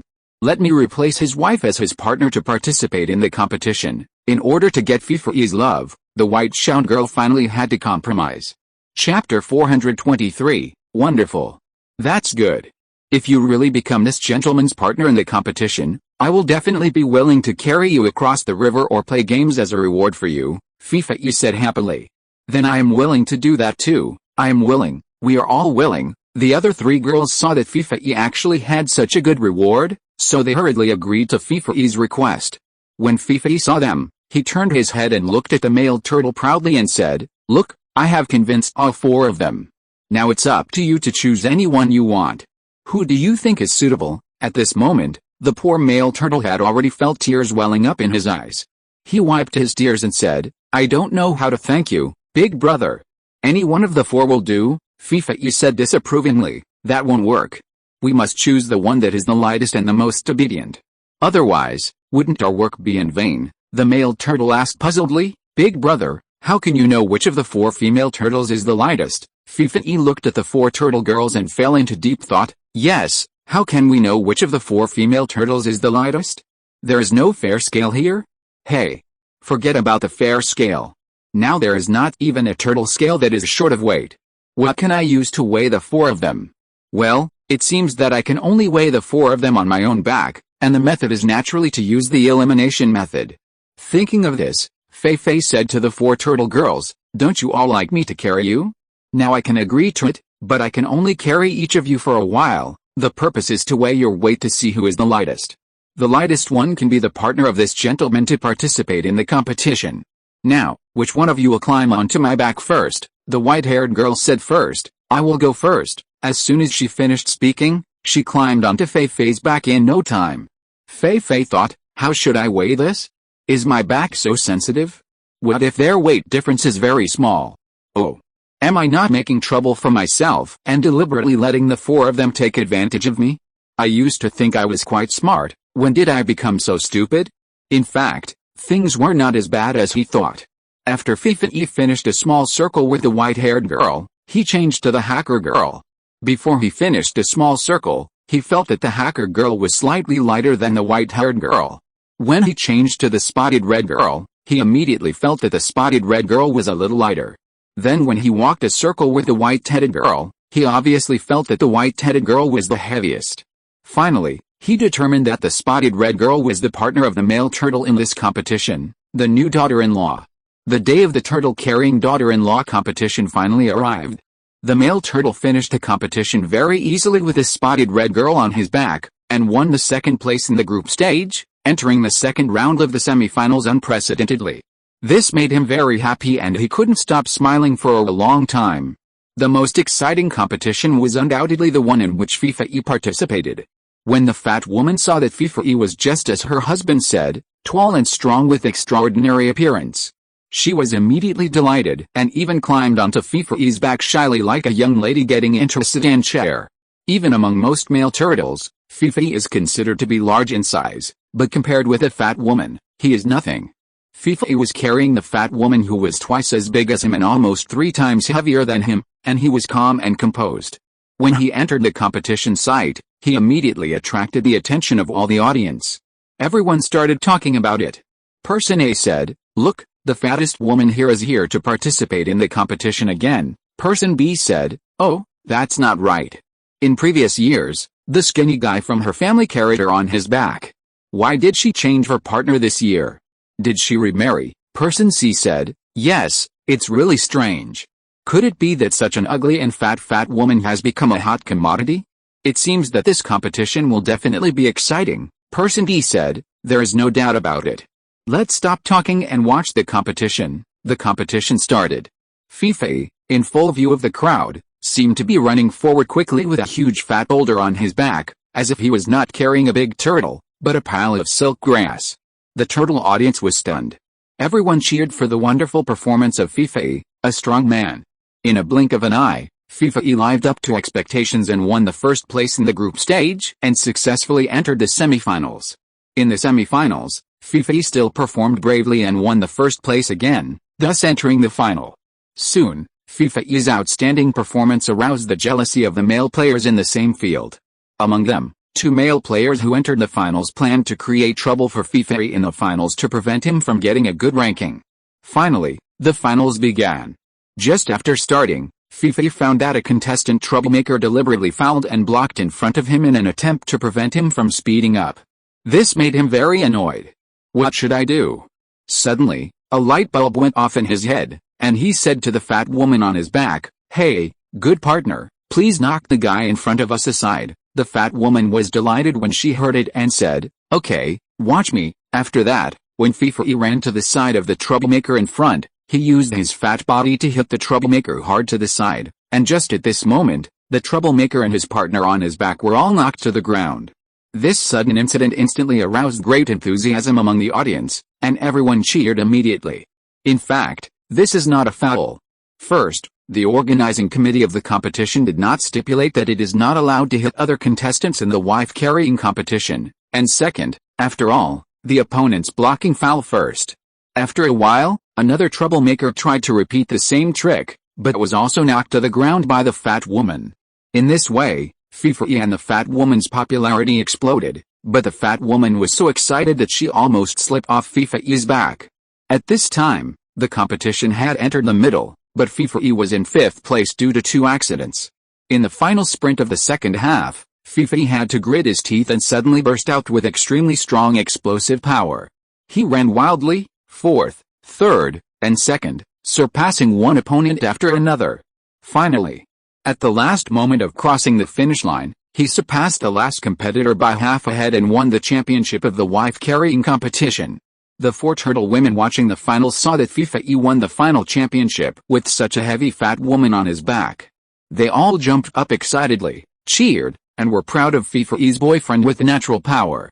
No mistakes in one song, one post, one content, one book, one bar, 1619, one book, one bar, one look. What was even more exciting and interesting was that fat woman. She actually said that she fell in love with Feifei and wanted Feifei to marry her. This made Feifei laugh and cry. No matter how she tried to persuade her, the fat woman refused. Finally, Feifei had to invite the four turtle girls to cajole and deceive her to stop her unrealistic idea, and she left sadly. Chapter 424, Fighting for Territory. From then on, Feifei became famous in the world of turtles and tortoises within a radius of dozens of miles. Soon, he had too many female fans to count. These four turtle girls gave him a headache and annoyed him. They had to put out fires everywhere and were busy all day long. As a result, those female fans have misunderstood Feifei's aesthetics and thought that Feifei likes fat women. Those fat women and chubby girls all came to Feifei with wild ideas. One said, "Handsome man, I am fat enough. Carry me on your back, okay?" Another said, "Hercules, although I may not be as fat as the biggest fat woman, I am much more gentle and virtuous than her. Marry me as your wife, okay? If not, I can be your secret lover." Every time they saw this kind of scene, the four turtle women were very angry and stood up and said, "You bunch of idiots, when did you see the turtle woman in our family who likes people like you?" The female fans immediately retorted, "We all saw him carry the fattest fat woman on his back to win the championship of the wife-carrying competition. Everyone has seen it. Don't try to fool us. We are not that easy to fool." The four turtle girls immediately defended themselves, saying, "You all really misunderstood him. He was doing a good deed for his friend, because his friend was small and weak, and he was afraid that his friend couldn't handle it, so he carried the fat woman on his back." The female fans were still stubborn, saying, "We don't believe it. Go call the strong man out, we have to ask him in person before we will believe it." However, what annoyed and frustrated the four turtle girls the most was that Feifei didn't care about it at all, and continued to do her own thing, strolling around leisurely, leaving all the troublesome things to the four turtle girls to do, and she herself became a veritable hands-off shopkeeper. That evening, Feifei took advantage of the four turtle girls sleeping soundly, secretly got up and slipped out of the cave, and swam briskly to the river bank. As soon as she swam to the river bank, she heard someone quarreling on the shore. She looked up and saw that it was a turtle woman and a soft-shelled turtle woman quarreling, and the quarrel was quite fierce. The turtle woman said, "Let's occupy this place first, then naturally this precious land will belong to me." The turtle woman said, "But I was obviously the first to discover this place, and I even left a mark on it. Look, this is the X I drew." The turtle woman said, "Who knows whether you drew it there or it was always there? Anyway, when I came here, there were no turtles or bastards." The turtle woman said, "I chose this precious land just to give birth to my precious egg." The turtle woman said, "I occupied this place just to give birth to precious eggs, and you must give birth to a bastard." The turtle woman said, "Why can only you give birth to precious eggs, but I can only give birth to bastards? Explain it to me clearly." The turtle woman said, "Because you are a female bastard, of course you can only give birth to bastards." The turtle woman said, "You are the female bastard, you give birth to bastards, and your whole family gives birth to bastards." The turtle woman said, "How funny, I'm not a female turtle, how can I give birth to a turtle bastard? What nonsense." The turtle woman said, "Since you don't admit that you are a female turtle, then I don't admit that I am a female turtle either." The turtle woman said, "But you are a turtle, and turtles are turtles. You can't deny it." The turtle woman said, "Why are we turtles called turtles, but you turtles are not called turtles? This is so unfair." The turtle woman said, "Because turtles are turtles, this is a name recognized by everyone. Who told you to be a turtle, not a turtle? You deserve this bad luck. This is called you can't blame the government for your own hard life, and you can't blame society for your miserable birth. Do you understand? Therefore, it is completely correct for me to call you a female turtle. Don't be dissatisfied. If I let you give birth to a turtle here, wouldn't it be a waste of this precious land?" The turtle woman said, "You are making up excuses. It really makes me angry. You will get retribution for your tyranny." When Feifei saw it, he immediately climbed up the shore to smooth things over, saying, "Hey, why are you two arguing over such a small piece of land? Isn't there a large piece of land next to it? I really don't understand you. What's going on? Are you two crazy?" When the turtle lady saw Feifei, she thought reinforcements had arrived and was overjoyed. She immediately complained to Feifei, saying, "Big brother, you've come at the right time. Please judge for us. I occupied this place first. Does that mean that in principle, this place should belong to me? Feifei said disapprovingly. In theory, it should be like this. But what I can't understand is why you insist on fighting with this cuckold lady for this small piece of land. Isn't there plenty of land next to it? The turtle lady hurriedly explained. Big brother, you don't know, we have already laid several eggs here. If we want to move, who will hatch these eggs? Or if we move these eggs again, won't my eggs be ruined? Feifei thought for a while and said, that makes sense. Then she turned her head to look at the turtle lady and asked, then Miss Turtle, what's wrong with you? Why do you have to compete with this turtle lady for this small piece of territory? Unexpectedly, the turtle lady glared at Feifei angrily and said, who is Miss Turtle? You are Miss Turtle, and your whole family are Miss Turtle. Feifei laughed when she heard it. Oh, you have quite a temper. Since you don't want me to call you Ms. Turtle, what should I call you? Ms. Turtle or Ms. Turtle? The turtle lady said indignantly, I don't want to talk to you. Because you are in the same group with the turtle lady across the street. Feifei couldn't help but frown and said, this is what you are wrong. Not only did you rob other people's property rudely and unreasonably, but you also falsely accused me of colluding with others. What do you want me to say about you? The turtle lady hurriedly argued, you can say whatever you want about me. Anyway, I didn't compete for other people's property. If you insist that this place is property, it is my property or public property. How come it becomes her property in your mouth? Aren't you colluding with her to bully me? Faced with such a difficult turtle lady, Feifei couldn't help but smile bitterly and said, oh, I didn't expect you to be so good at making excuses. Although this land belonged to public property before the turtle lady occupied it, it is now her private property. Because she has laid several eggs here, this is a fact. So, now this is the private property of the turtle lady. Have you laid eggs here? If not, then this land does not belong to you. What reason do you have to compete with others for this land? The turtle lady burst into tears. Woo, woo, woo, but I was the first one to see this place and I even marked it. Oh my god, why am I so unlucky? Woo woo. Chapter 425, Love to be in the spotlight. When Feifei saw that the turtle lady burst into tears, she couldn't help but said with a soft heart, Madam, let's talk it over. Don't cry. Otherwise, I will help you choose a better place.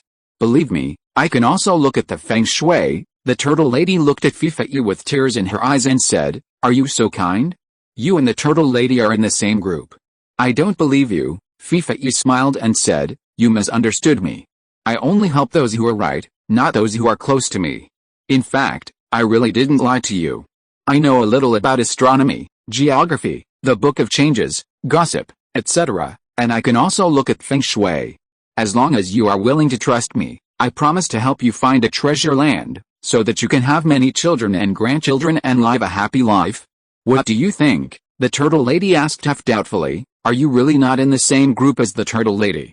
Are you really willing to help me? Feifei nodded affirmatively and said, of course, what I say is water spilled and can never be taken back. Don't worry, the turtle lady finally nodded and said, okay. I'll believe you this time. You can't lie to me, or I'll never let you go. Feifei said solemnly, why should I lie to you? If I lie to you, then let God punish me and make me childless. That's fine, come with me, the turtle lady said with resentment. I'll let this turtle lady go this time, she's lucky. Humph. If there's a next time, I won't let her off easily, the turtle lady said disdainfully. Oh, you're so arrogant, are you saying I'm afraid of you? How about we fight next time we meet and see who's afraid of whom? Feifei turned to the turtle lady and said, for my sake, can you say less? Then, Feifei led the turtle lady to find a feng shui treasure land nearby that was conducive to the turtle hatching eggs, the safety of mother and child, and the large number of descendants. In a seemingly good place, Feifei actually described it as a paradise on earth, a fairyland on earth. Feifei impressed the turtle lady with her glib tongue in an instant, and soon she turned her anger into joy. She built a nest here, hatched eggs, gave birth to children, and started a new life. In line with the principle of being chivalrous and helpful, Feifei soon became a hot big star in the turtle world in this area. Wherever he went, there were many fans following him. As the saying goes, people are afraid of being famous, and pigs are afraid of being fat. Even the turtle world follows this principle. Since Feifei did a few good things, in addition to having many fans, she has more troubles. All those trivial matters such as the East and the West come to Feifei for judgment and ask for a fair and reasonable explanation. In the end, Feifei almost became the director of the neighborhood committee Turtle Ant, making Feifei talk about these trivial matters all day long and run around, which made Feifei very annoyed. Finally one day, Feifei decided to leave this tortoise and turtle society that troubled him immediately, and travel far away, trying to avoid tortoises and turtles and other similar animals. While the 4 turtle girls were all asleep, Feifei quietly slipped out of the turtle cave and swam desperately to the distance. From shortly after nightfall until dawn, Feifei didn't know how far he ran, but he came to a big lake from a small river. This is a beautiful lake, with red, pink, yellow, orange and white lotus and yellow daffodils blooming everywhere. There are also 2s and 3s of white swans, black swans, mandarin ducks and flocks of wild ducks, wild geese, cranes and other birds wandering on the lake. This is simply a paradise for waterfowl and flying birds. Hi.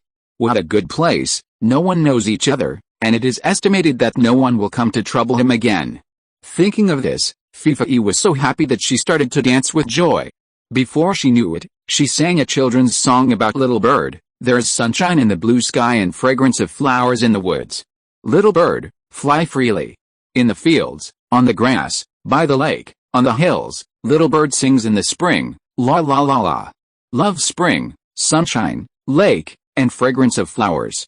Little bird, my good friend, let's fly and sing together, fly and sing together. La la la la la, oh, come and see. There's a big turtle that can sing here, and it sings pretty well, a wild duck shouted in surprise. As soon as he finished speaking, 3 or 4 wild ducks swam over and asked in unison, where? Let's listen to whether it sings well. Feifei couldn't help but smile bitterly when he heard it. How can singing a song cause trouble? Hi. It seems that at any time and in any place, you should not show off, otherwise you will cause unnecessary trouble. Thinking of this, Feifei stopped singing. In the future, when she hears something wrong, she will immediately go back into the water and become a real turtle. How easy it would be. But unexpectedly, after Feifei kept silent, the wild duck that was making a fuss was not happy. He loudly asked Feifei, hey, big turtle, why did you suddenly stop singing? Keep singing. You sing very well, with a tune and rhythm. Why don't you sing? Don't be shy. We all like to listen to you sing. After hearing what the wild duck said, Feifei immediately wanted to change her mind. She felt that if she didn't sing again, she would be a disappointment to everyone's kindness and appear too petty. That would be bad. No mistakes in one song, one post, one content, one book, one bar. It's just singing a song. It won't lose a pound of meat, so it shouldn't cause much trouble. After making up his mind, Feifei opened his throat and sang again. As the song sounded again, more and more wild ducks, wild geese, waterfowl and flying birds gathered around Feifei, which made him more and more excited and sang more vigorously. Just after singing, the audience suddenly cheered and praised quack quack, ah. Feifei couldn't help wondering in his heart, could it be that my subconscious and genes have long been hidden with the consciousness of loving to be in the spotlight? Otherwise, how can I explain that I always can't help but like everyone's praise and encouragement? Hey, how can it be so difficult to be an unknown turtle? Yes, I should try not to indulge myself in the public in the future. Only in this way can I live an ordinary life. Thinking of this, Feifei quickly calmed down, smiled and nodded to thank the audience, and then declined everyone's unanimous retention and quietly left this beautiful world that did not belong to him. Following the direction of the lake water, Feifei continued to swim forward, traveling during the day and camping at night, day after day. At dusk that day, Feifei came to a very remote lake deep in the largest lake on the planet, equivalent to Lake Baikal on Earth. Not only were there few waterfowl and other creatures on the surface of the water, but there were also few underwater creatures such as fish, shrimp, crabs, and turtles. Feifei felt very bored, so he dived into the deep water and prepared to find a place to sleep. Suddenly, a huge monster emerged from the bottom of the water and swam towards him quickly. End of this chapter. Thank you very much for reaching the end. Don't forget to like. Looking for more exclusive content and immediate access? Subscribe to our Patreon. Remember, every like, subscription, or donation encourages us to continue. Thanks to everyone. See you in the next video.